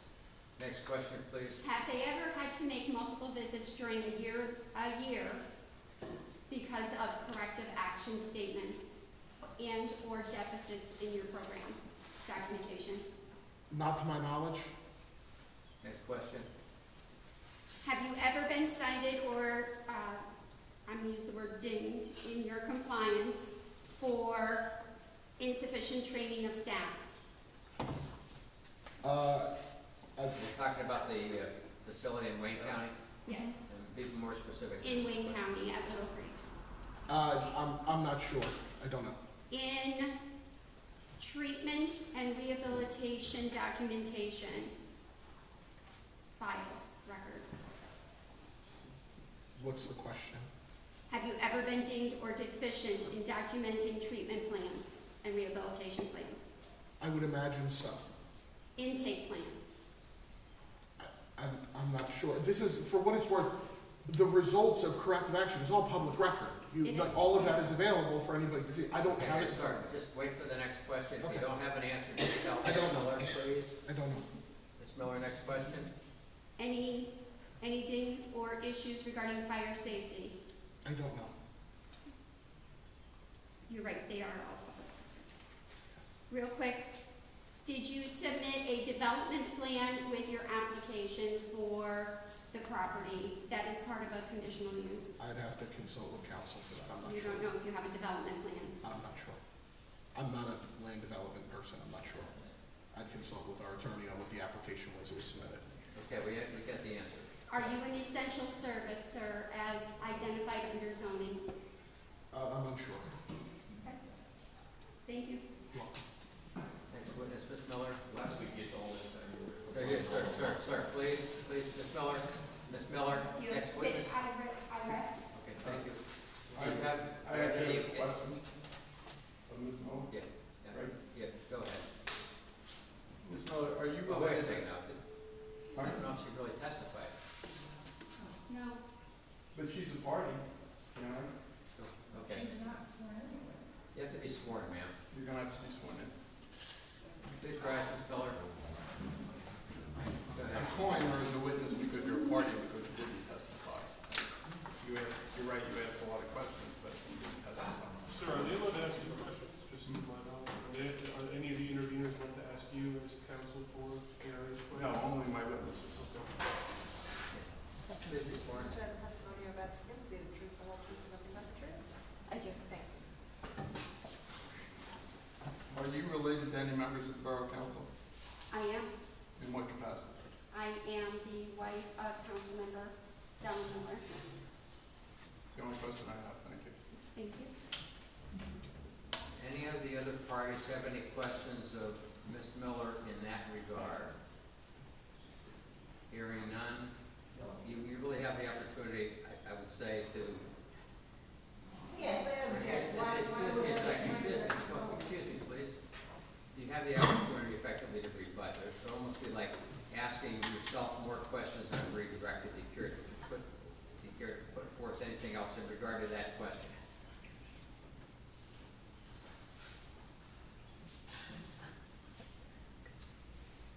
I can simply make a statement.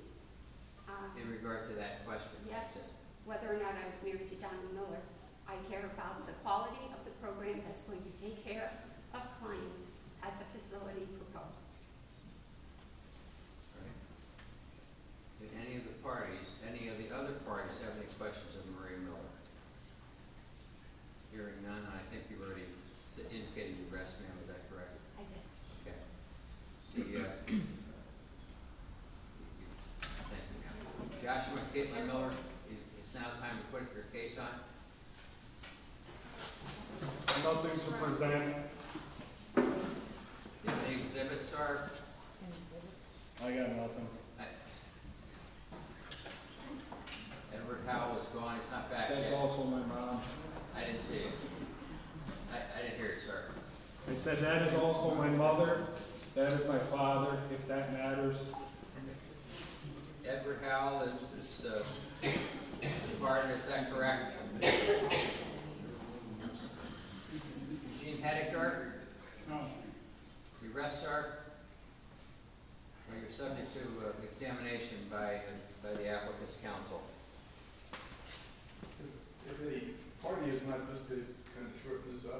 party is not asking any questions or participating, I'm not going to question.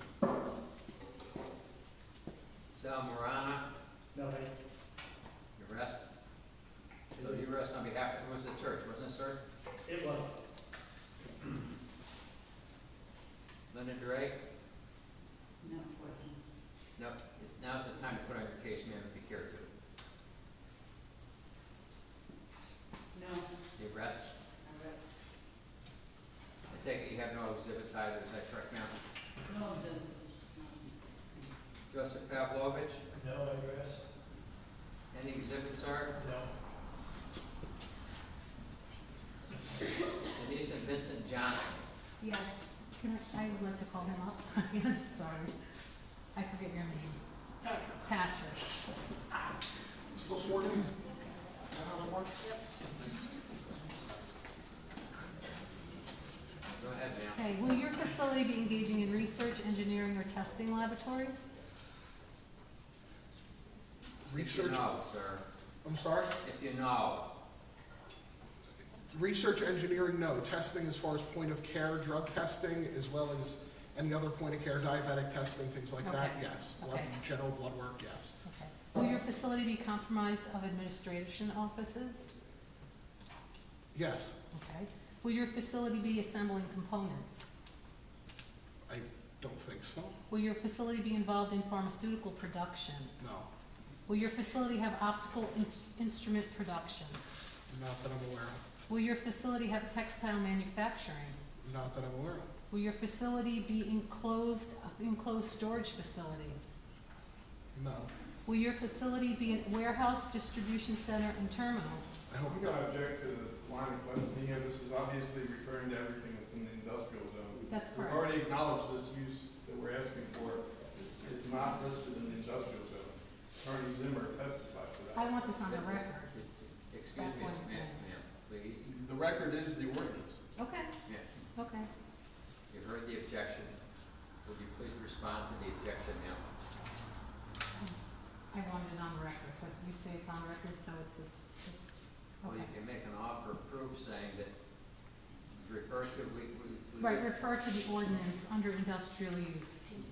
Conditional use. Conditional uses, industrial district. It's under the schedule of uses, is that Section correct? 13, the Correct. schedule of uses. Correct. So you're moving for the admission of that schedule from the existing Correct. current ordinance. Is that Correct. correct, ma'am?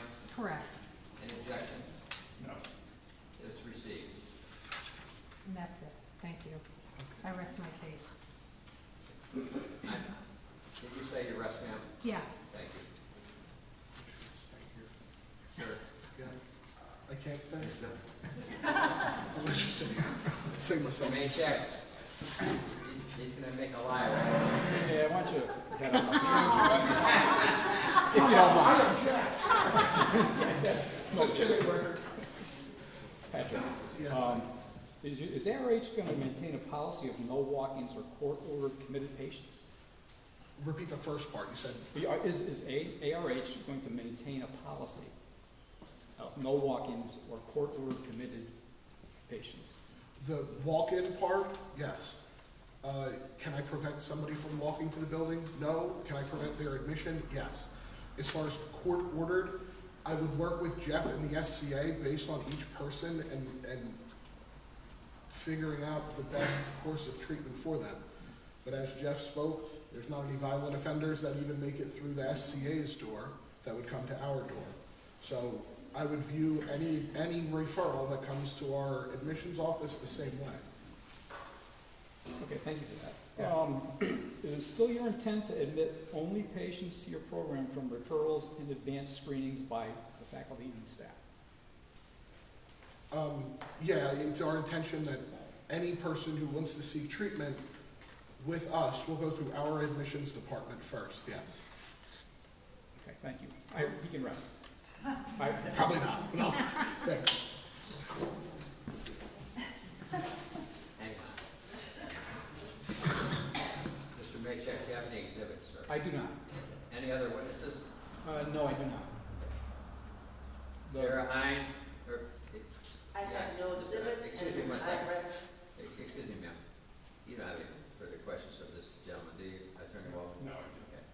Sarah Hine, I didn't mean to cut you off, ma'am. I have no exhibits and I rest.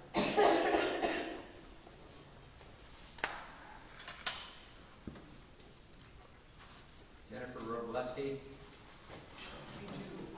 I think I have an exhibit, it's the conditional use application, we already have that, or should I resubmit? Exhibit B6. B6. May I approach Patrick, who I'd like to call as my witness, and give him a copy of that application so he has it handy for the questions I'm going to ask? As long as you have a copy of the one that's already been received into evidence, yes. Yes. You do? I do. Well, no, you want me to take it from here, I can, but Well, I think you want to refer to that exhibit. You can take the tack over there, man. Just keep it in order. Please. You leave it there. thank you so much. You might just point out maybe exactly what you want to use.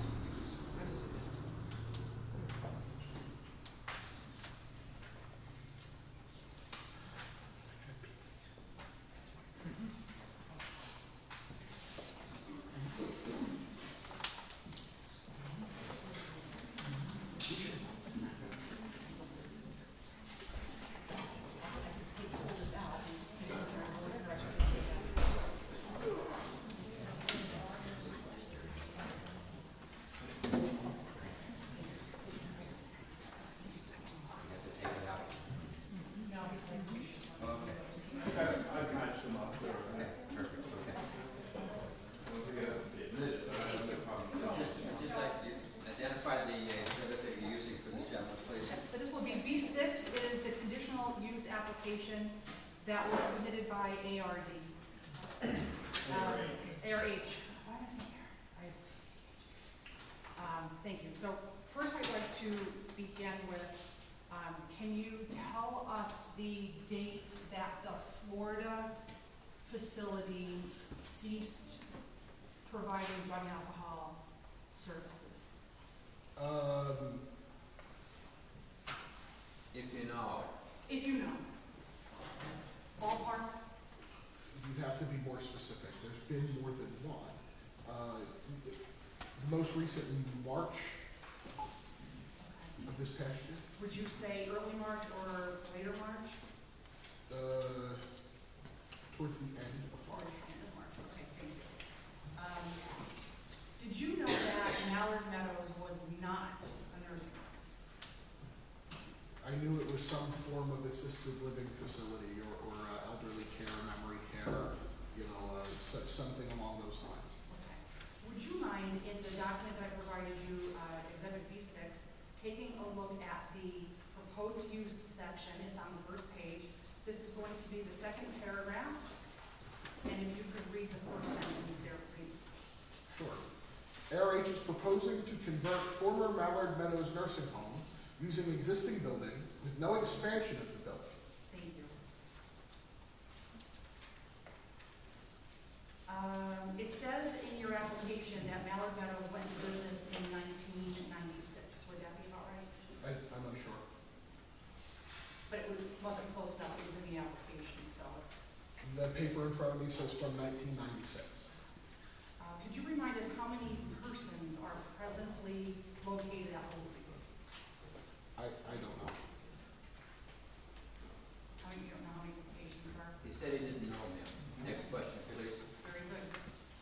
This property falls in the industrial zoning, which was adopted in 1979. May you flip that page over to the top zoning section? And can you please read the first paragraph you see there? The property is in the industrial zoning district, which was adopted in 1988. The whole paragraph, please.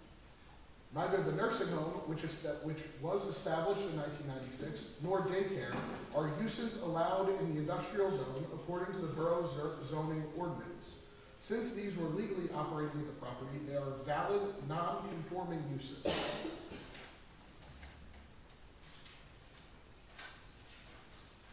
I actually have one more exhibit. It is the definition of non-conforming as written by the Waymart Borough. Do we have that? I'm so sorry. It'll be section 29 of the zoning ordinance. Yes, sir.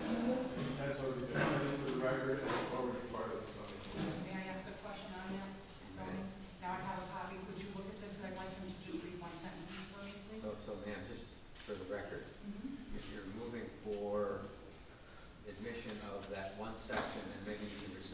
for the record.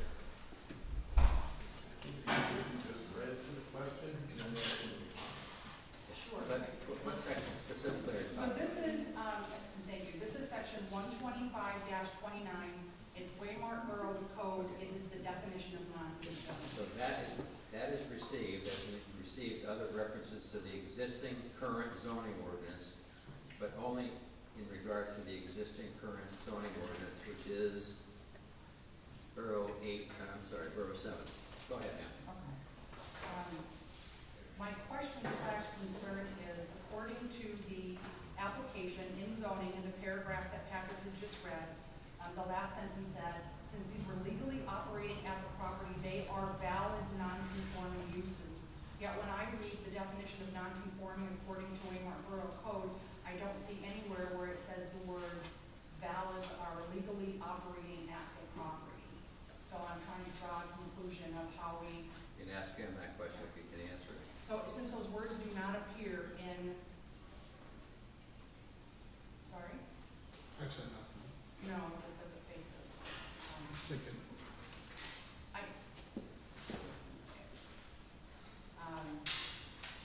The application states that since they were legally operating at the property, you're defining them as valid non-conforming uses. Yet the definition of non-conforming uses contains no such words legally. Is that a question, ma'am? Yes, so why would you have put that in there? Why would that appear there? I would have to consult with our counsel who submitted the application. I think I'm almost near the end. In that last section of zoning, may you please read the second and last paragraph? Okay, so when you said the last section of zoning, what section? I'm sorry. It is the last paragraph in the section titled zoning in B6. It starts with section 125. Yes, sir. Section 125-31 of the Borough Zoning Ordinance provides for the change of non-conforming uses to be considered as conditional uses. ARH is seeking conditional use approval for the change of a non-conforming use. Both the nursing home and the use proposed by ARH are health facilities. No expansion is being proposed. Thank you. Question on that. How many beds did Mallard Meadows have? I'm unsure. If we're unsure of the number of beds that were there, how can we be certain this would not be considered an expansion? I don't know if expansion is defined by number of beds. My last question. Mallard Meadows, given it was not a nursing home, would that be considered a health facility? I don't know the definition of what Mallard Meadows was specifically, yet all indications of me walking through that building was that it was a healthcare facility consisting of a nursing station, medication storage room, so on and so forth, along with some of the supplies that were still in there.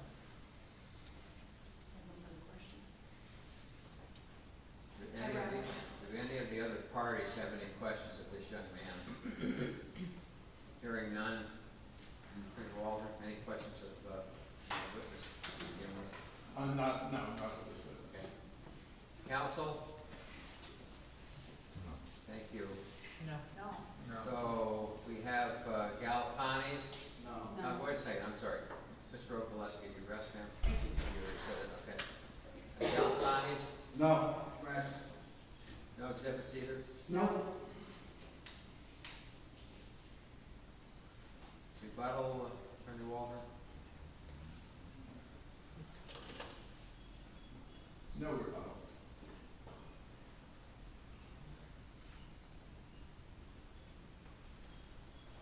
Let's just make sure we have all of the exhibits in. I Mr. believe- Curry, step down.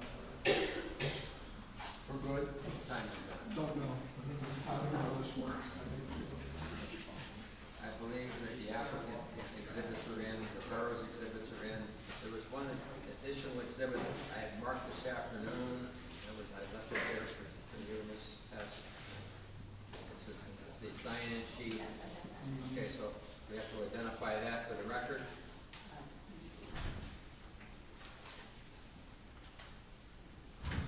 We have one additional exhibit that should have been marked last time, what I've referred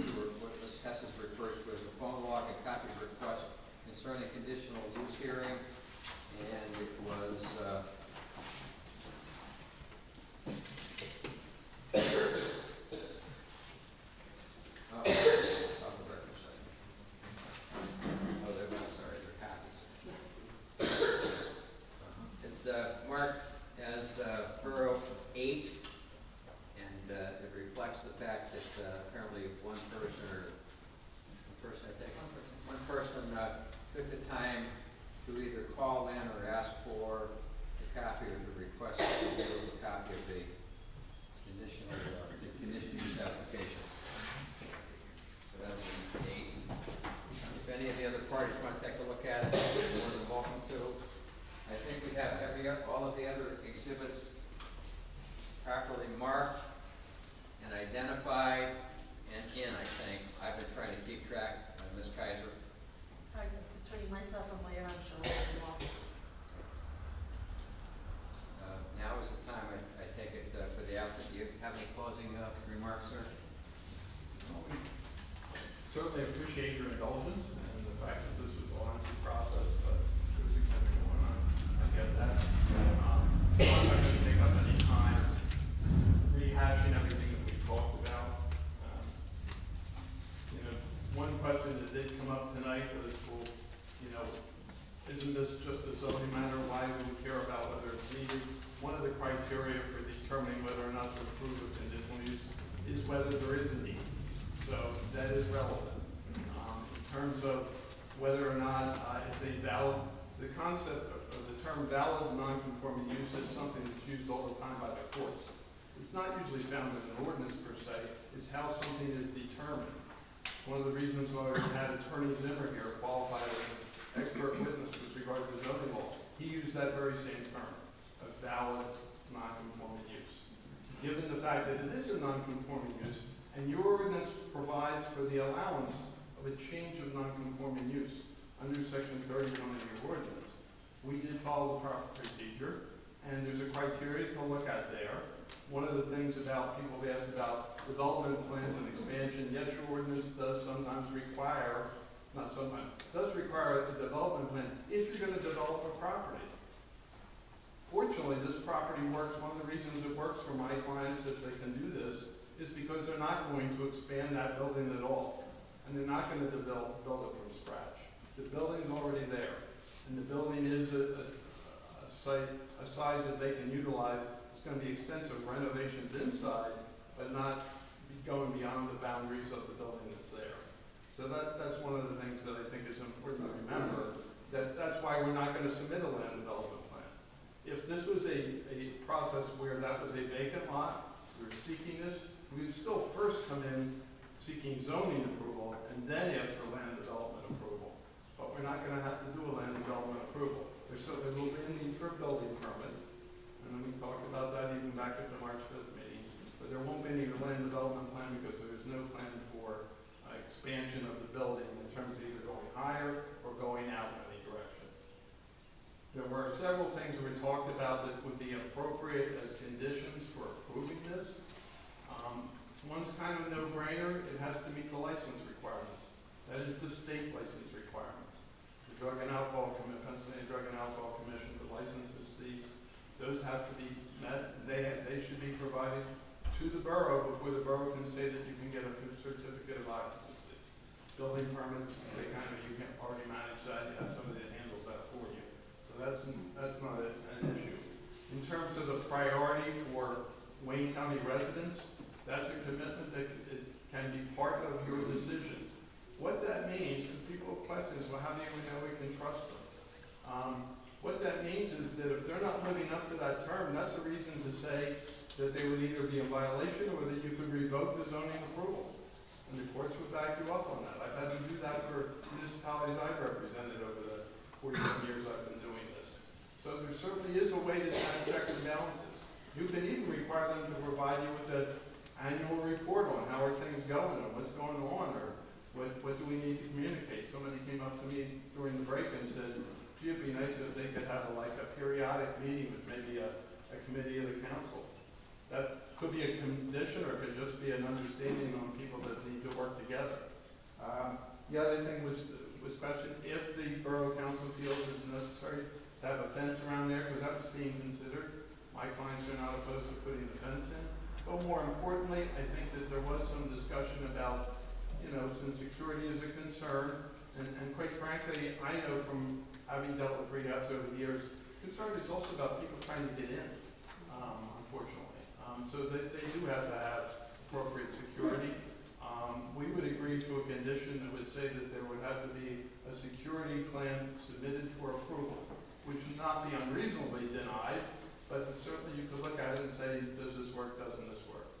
You also want to have some kind of a requirement for them to enter into discussions with your emergency services, primarily your ambulance. There's no reason why that can't happen. I think they'd be doing that anyway, but that could certainly be a condition. I think that's the, and of course, one of the ones we've stressed all along, that a condition for approval, if it's going to be granted, would be inpatient only, no outpatient services. So I think that covers everything I needed to address. Thank you. Mr. Spore, Yes. closing, sir? Yes. ARH's application states proposed purpose of this will not substantially adversely affect the adjacent property or character of the neighborhood. I disagree. There are studies out there that state that property values will decrease, easily found on the internet. Outside of that, maybe more importantly, is the character of the neighborhood. If anybody looks at this and tries to compare it to what was an assisted living or a daycare, and you can't see the difference in the change of character of the neighborhood, I just can't explain it anymore. Request council review the entire Waymark zoning ordinance and preserve the character of our neighborhood as well as protect us from the adverse effects I fear will follow. Thank you. Donna, please. Oh, nothing.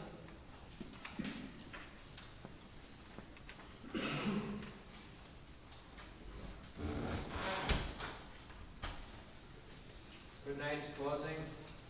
No question. This is the time to what character sort of sum up your case, sum up your feelings. Nothing. Ms. Bonanen, closing. Take.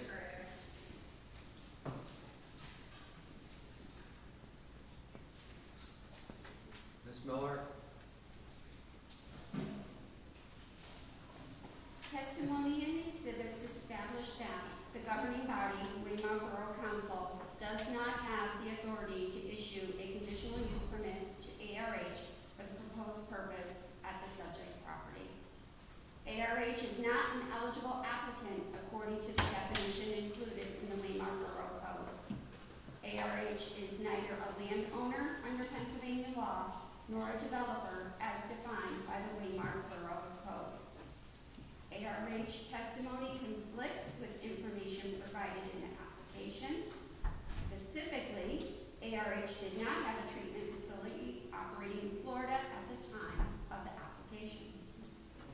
The proposed use is not a permissible accessory or conditional use in the district within which the subject property lies. The borough zoning standards are reasonable and not unduly restrictive to the proposed use, as there are provisions for healthcare facilities to operate in other districts in the borough. The proposed use is not permissible as a change or expansion of non-conforming use, because neither the assisted living facility nor the daycare are non-conforming uses according to the definition used in the zoning ordinance. ARH has not established that the assisted living facility or the daycare was in existence before 1995. ARH has not established either business was planned or under construction and completed within 1 year of February 19, 1979.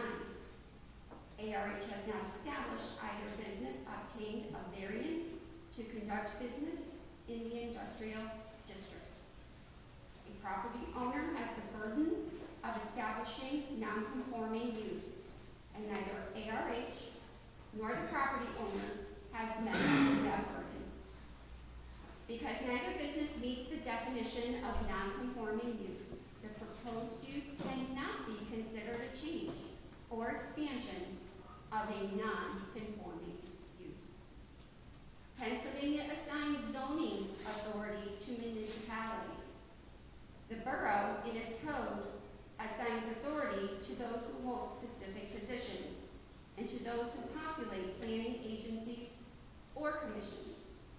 The borough zoning ordinance mentions planning agency 14 times, including with regard to providing its recommendation to the council following consideration of a conditional use application. At the start of this hearing, parties were told the borough does not have a planning agency or commission. The zoning ordinance mentions zoning officer 28 times. The hearing has not shed light on whether or not the zoning officer acted in the role of planning commission and offered a recommendation to the council. Again, Pennsylvania assigns zoning authority to the municipalities. In doing so, Pennsylvania limits the authority of the governing body, in this case, Waymar Borough Council, to the express provisions of their own ordinance. The express provisions of the borough's own ordinance establish non-conforming use does not exist on the subject property, and the proposed use does not fall within permissible, accessory, or conditional uses for the industrial district. As such, it is not possible for the borough to issue a permit for the proposed use on the subject property. Should the borough issue the permit, the borough can accept more applications from people with no financial ties to the borough, looking to establish their choice of business at their choice of location, as if the municipality has no zoning ordinance at all. More so, those applications will necessarily have to be approved if the borough is to avoid appearances of discrimination. In closing, I will repeat, the governing body, Waymar Borough Council, does not have the authority to issue a conditional use permit to ARH for the proposed purpose at the subject property. The interveners urge the council to deny the application. Millers?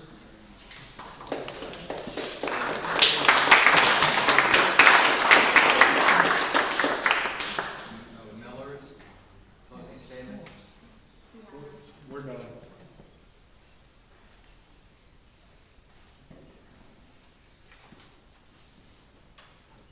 Edward Howell is not returning, has he? Mr. Henniker, closing statement? No more.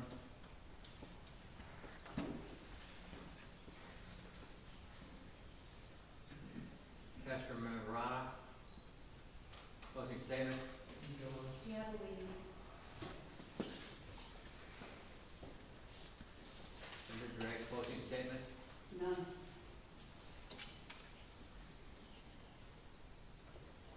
Joseph Pavlovich, closing statement? Denise and Vincent Johnson, None. Mr. Maycheck, I have no closing statement. Sarah Hine, Nothing further. Jennifer Robleski, No closing statement. Gal Pannings, Close. No closing statement. I presume that we have some members of the public who just want to be afforded the opportunity to speak. Can you just raise your hands, please? Okay, so I see 5 or 6 hands, so we're going to take a 2 or 3 minute break. Give this person an opportunity.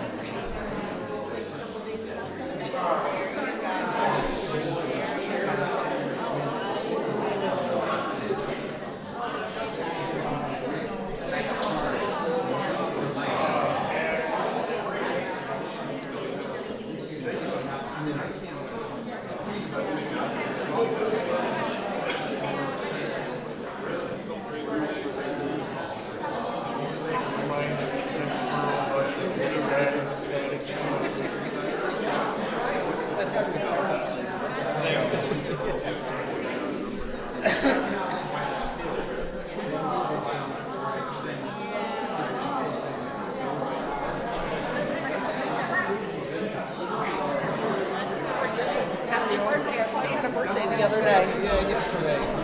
Just yesterday? Yeah. Mine was on Saturday. Oh, really? Happy birthday. Yeah, thank you. That's exactly what we are. Nothing wrong with this.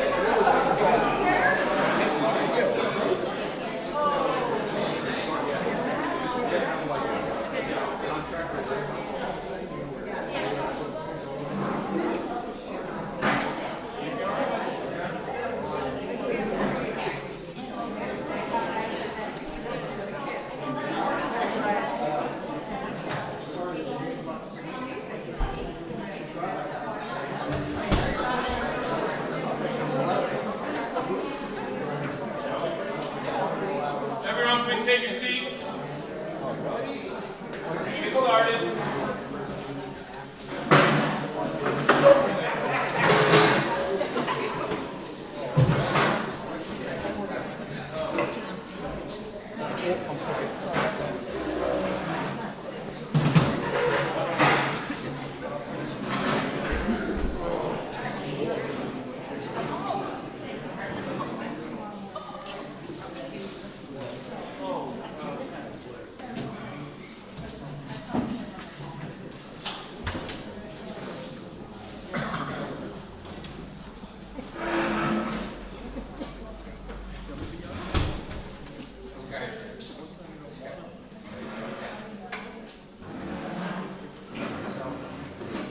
Any of the individuals, if you come forward, I guess there's some question about whether or not it asks you to state your name and address entirely to you. You come up and make your statement, and you do it without being sworn.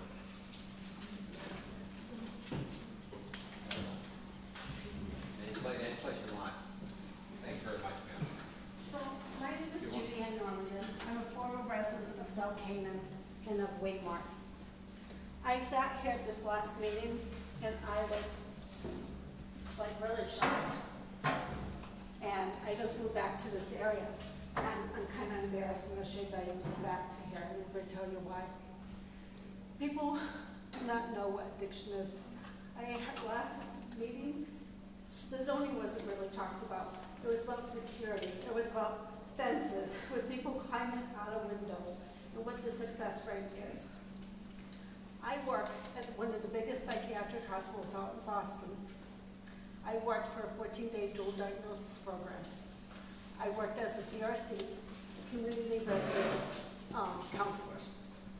We were a 30-bed, but they are a 30-bed unit for dual diagnosis.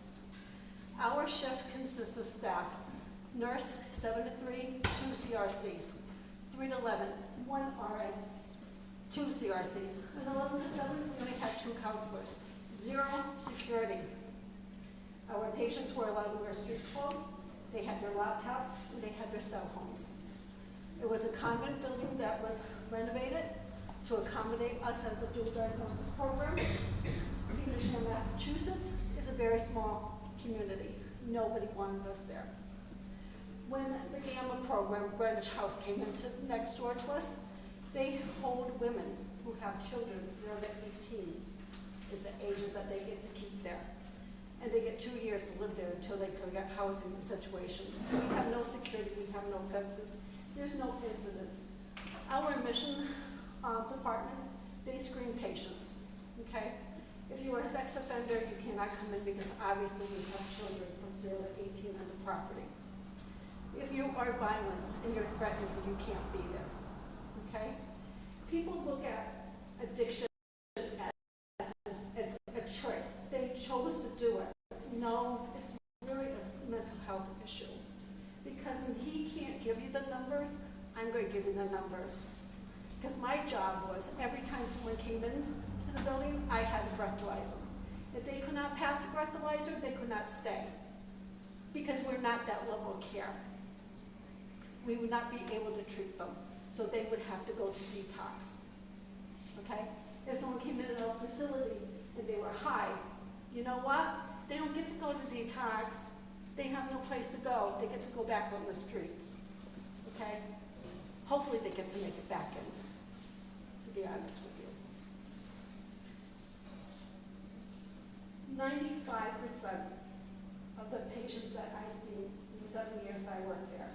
You gotta keep in mind, we only did admissions when we had a psychiatrist, and then we only had one psychiatrist for our 30 bed. And they were only there from 8:30 to 5 o'clock, okay? Those people that we did, and I did anywhere from 0 to 4 to 5 admissions per day. I would have to say 95% of people with substance or alcohol that can walk through my doors, they suffered from mental illness. So, with mental illness, it's not the schizophrenic people. It's people who've been married for 30 years that lost their wives and died. And that one glass of wine that they have at night turns into multiple glasses of wine. Okay? This is people who suffer from anxiety, depression, panic disorder, trauma, childhood trauma, PTSD for your first responders. Okay? It's not, they don't come in with a choice. They're in there because they have that underlying psychiatric piece that's gone and not being treated for. You want to know what people's sex drive is? I'll tell you. You're on a diet and I'm on a diet. Ah, you lost weight, I didn't. Well, why didn't I lose weight? Well, I start off really good, right? I'm doing the Weight Watchers kind of points. And then you know what? Oh, I don't have to do my diet today. I could cheat. People in addiction, they have to pay rent every single day of their lives. They have to work harder than anyone used in this room just to get up and survive. Okay? And yes, I'm getting emotional. I'm not in recovery, thank God. I didn't open the gates of hell. But I've seen a lot of people that walk through those doors and know a lot of people. Okay? Your success rate is based on the individual, on how bad they want it. So if I go to recovery and I get the tools to be successful, and the psychiatrist says, you know, I need these psychiatric meds, well, let me tell you about bipolar people. They come in, they get the medications, they don't need to take it today because they start feeling better. I don't need it. The doctor's wrong. I feel great. They stop taking it. They're going to relapse, okay? The person who comes in and says, oh yeah, I got this. I don't have to go to my AA meeting tonight. I'm good. Or you know what? I could blow off my therapist next week. I'm doing good. I'll go next week. And then next week comes and they don't go. They're going to relapse. You can't do numbers of what your success rate is. It's individually based. It's how bad you want it. Any one of you in this room, anybody in here, probably maybe not done a drink, how many of you haven't had at least one drink in your hand? Good for you. I'm proud of you. That's amazing. But for most people go home and they have a glass of wine. Well, you know what? If you have a trauma, you have something really bad happen to you, rape, grief, you could easily be the next client for Little Creek or any other place. And you guys sit here and you say, oh, well, the people in Wayne, is other places going to come in? Really? Really? Really? You guys should be really, great. You guys are going to hate me, but you say this, you should all be ashamed of yourself. Because the bottom line is, that bed is people who need it. So who gives a rat's ass, excuse the language, if they're from Waymart, Pennsylvania, or from Philadelphia, Pennsylvania, they're looking for help. You guys are so concerned that the drug dealers are going to be coming to the rehabs and dropping off the drugs. Newsflash for you, they rehab that person. They're looking for your kid on the street that's not there yet. That's the reality of it. The people who are going to rehab, they're going because they want to be helped. They want to have your life. They want to have this clean and sober life. Do you really think anybody grows up and say, oh, geez, when I get older, I want to be a drug addict, I want to be an alcoholic? Do you think anybody signs up for that shit? Ma'am, could you confine your remarks Sorry. to for or Sorry, I'm for very against blunt. the application, please? Okay. The thing is, this community needs this treatment center. You guys need this treatment center. Because any one of your family members could end up in addiction. And any of you could end up in addiction.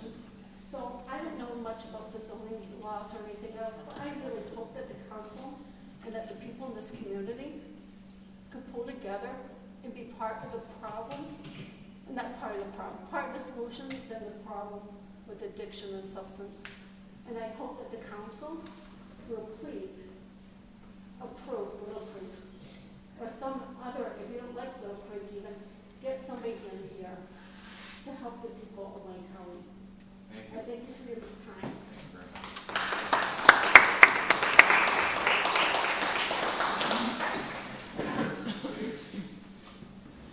Are there any other public comment? Did you say you want our name and address? It's entirely up to you.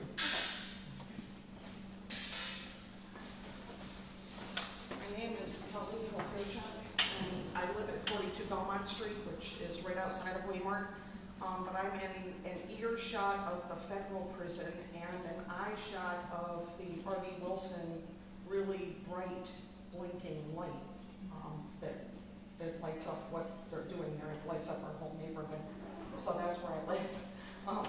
So I do understand adverse things around your neighborhood, but this would not be considered one of them.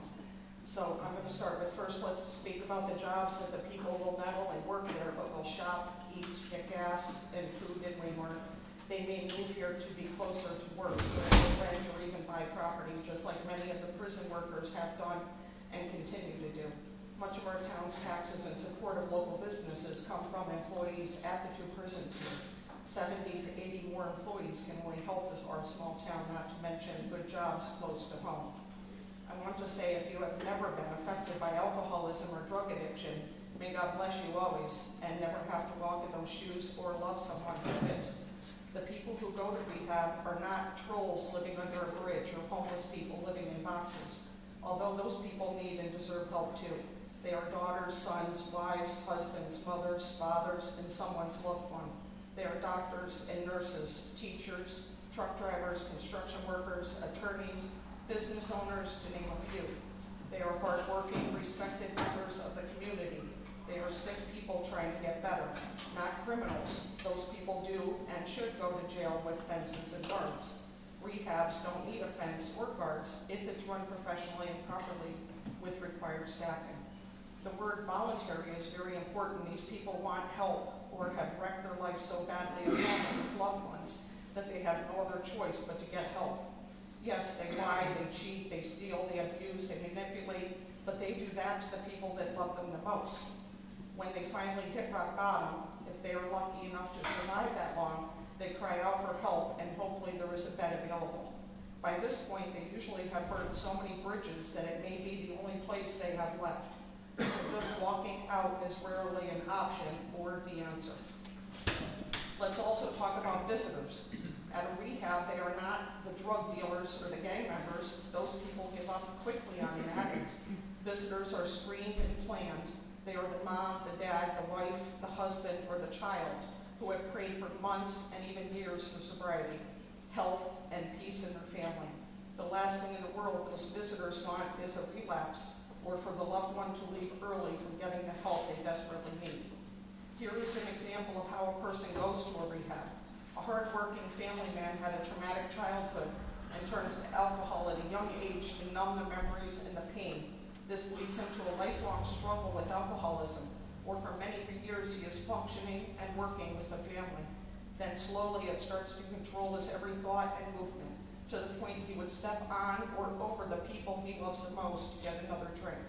His behavior leads to many, many dark years for both him and his family, until his last binge. This is where an alcoholic starts drinking on a Friday and realizes Monday that he's in trouble and needs help. His family at this point is so frustrated, angry, hurt, and disgusted from picking up the pieces every time that they call the police to do a welfare check on the man. The officer finds him in a motel surrounded by vodka bottles, depressed and horribly drunk. They take him to a hospital. The next day, he is discharged from the hospital. When his family is called, they tell the nurse that he needs help, a rehab. The nurse asks the man if he is willing to go to rehab, as it's voluntary, as his family refuses to pick him up.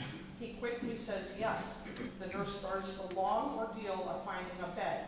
After a few hours, she finally finds a bed down near Philadelphia, approximately 3 hours from home. They send a car to pick him up at the hospital, and his recovery with God's grace has begun. He doesn't get his phone, or his personal belongings. He isn't allowed to leave or even make a call to home because they need him to focus on himself and his recovery. His family sleeps well at night knowing he is safe and will be taken care of. They know this is his last chance to get help and save not only his life, but the family he so loves. You see, this family is mine. The man is my husband. This is our story. Although tragic and sad, we have a wonderful ending. He is now over 1 year sober. We have new friends that we consider family at a recovery center. We found love, support, health, peace, and the best relationship with God, who has saved us all. Years ago, this was a huge family secret. I would never have dreamed of speaking like this, but we know how many others need help, and if a bed isn't available, they won't get it. So if our story can help in any way, we are happy to share it now. I'm for the recovery center coming to Waymart. It's desperately needed. Alcohol is a huge problem, not only in Wayne County, but in every county. It's actually applauded around here. I grew up here. So it's just sad how many people it will take out. And that's my family story, but by the grace of God, it could be anybody's in here. So thank you.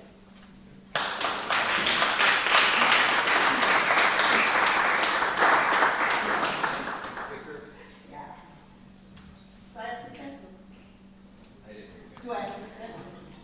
I know that already. Okay. My name is Chris Thorpe. At the Thorpes of Waymart, yes, that's us. My son is a great kid, and when you say how many are on recovery after the first trip, doesn't matter. If they're breathing and they take a death shot one more time, they get another chance to breathe again. And I am so grateful that he got 3 chances to breathe again. And thank you, Katie, because you gave him that chance. And state funds, man, we could have used them because we don't have a retirement anymore. But he was worth every penny that we put in there. So I don't care how many times they have to go. Find him a bed. They deserve to live. I know it's scary, and I'm sorry I'm so emotional, but I love everybody in this town. And somebody said, would you want it next to your house? Yes, because I walked in there, I never had my pockets filled with drugs to see my son, because I saw a healthy boy, and I was never going to make him sick. So nobody's going to come into your facility with drugs in their pockets or bottles of alcohol. They're there because they want their kids well. Their kids want to be well. And we need the beds. I know so many people that didn't get another chance. I was lucky because we could afford to pay. But if we needed a bed now, I would take it. And I would love it to be with Little Creek again. Thank you.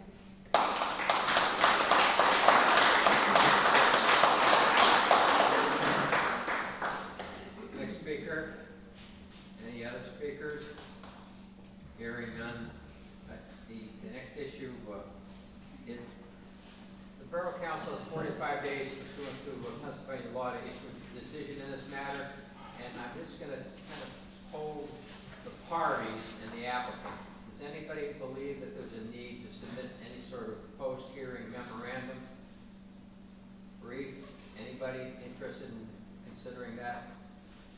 Hearing none, I take.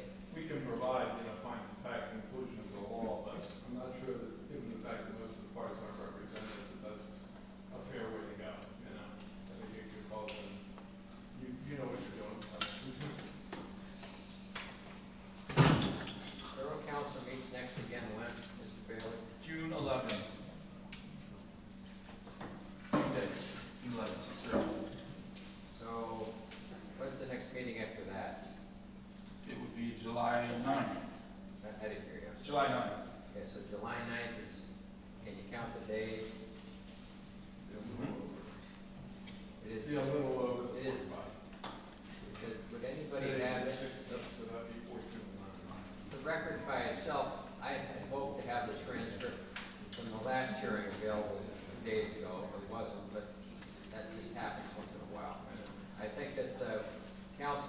have the transcript.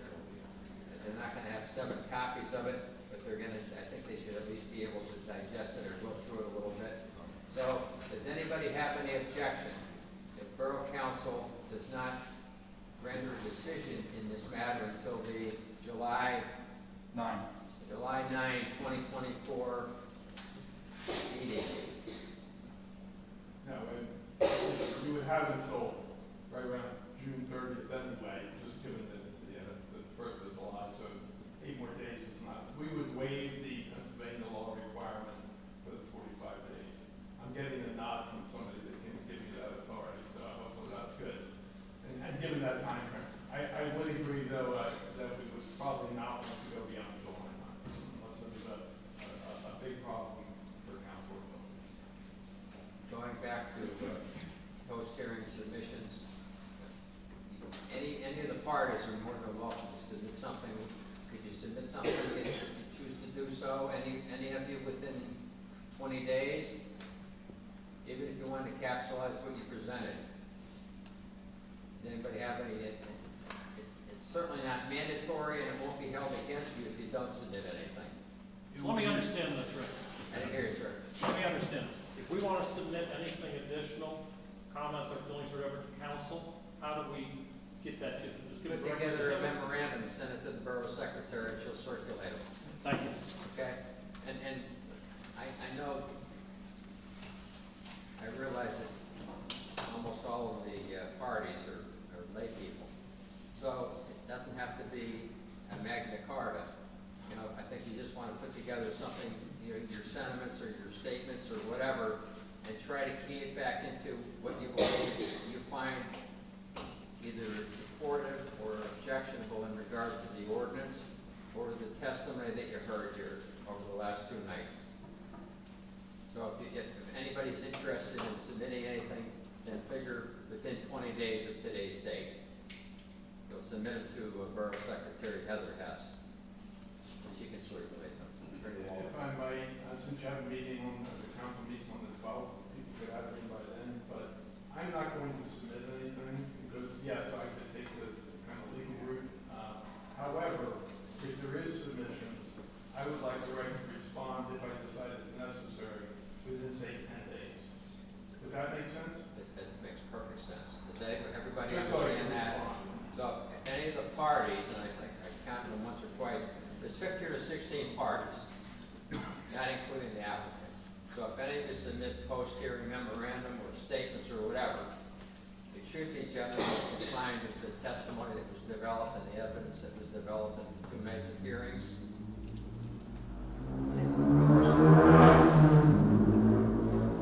Not like one of my neighbors. You can make reference to the exhibits, and one of the exhibits, of course, is the zoning ordinance. So why don't we say, Well, the 12th would be a little over 20 days, but not only by a couple, you know.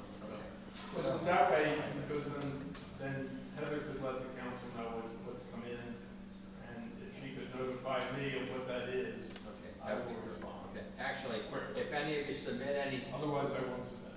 if anybody submits any post-hearing memorandum, when you submit it to Ms. Hess, you should also copy Attorney Waldron, but on a technical basis, you probably should be copying one another as well, which becomes somewhat of a nightmare, but anyhow, I guess you can address that. At least the borough and at least Attorney Waldron on behalf of the applicant, okay? So, I think we have that schedule taken care of. Does anybody have an objection if Borough Council reserves its decision in this matter until the July 9th, 2024 Borough Council meeting? I do not. Okay. I'm not going to ask you for affirmatives or not. Does anybody have an objection? Hearing none, then Borough Council will accept that. Thank you very much. It gives them a little bit more latitude to go through this. You can imagine how thick the transcript will be in this matter, and we'll go from there. So, does anybody else have anything else to bring before council tonight? Thank you all very much for your attention, your patience, your cooperation. Thank you.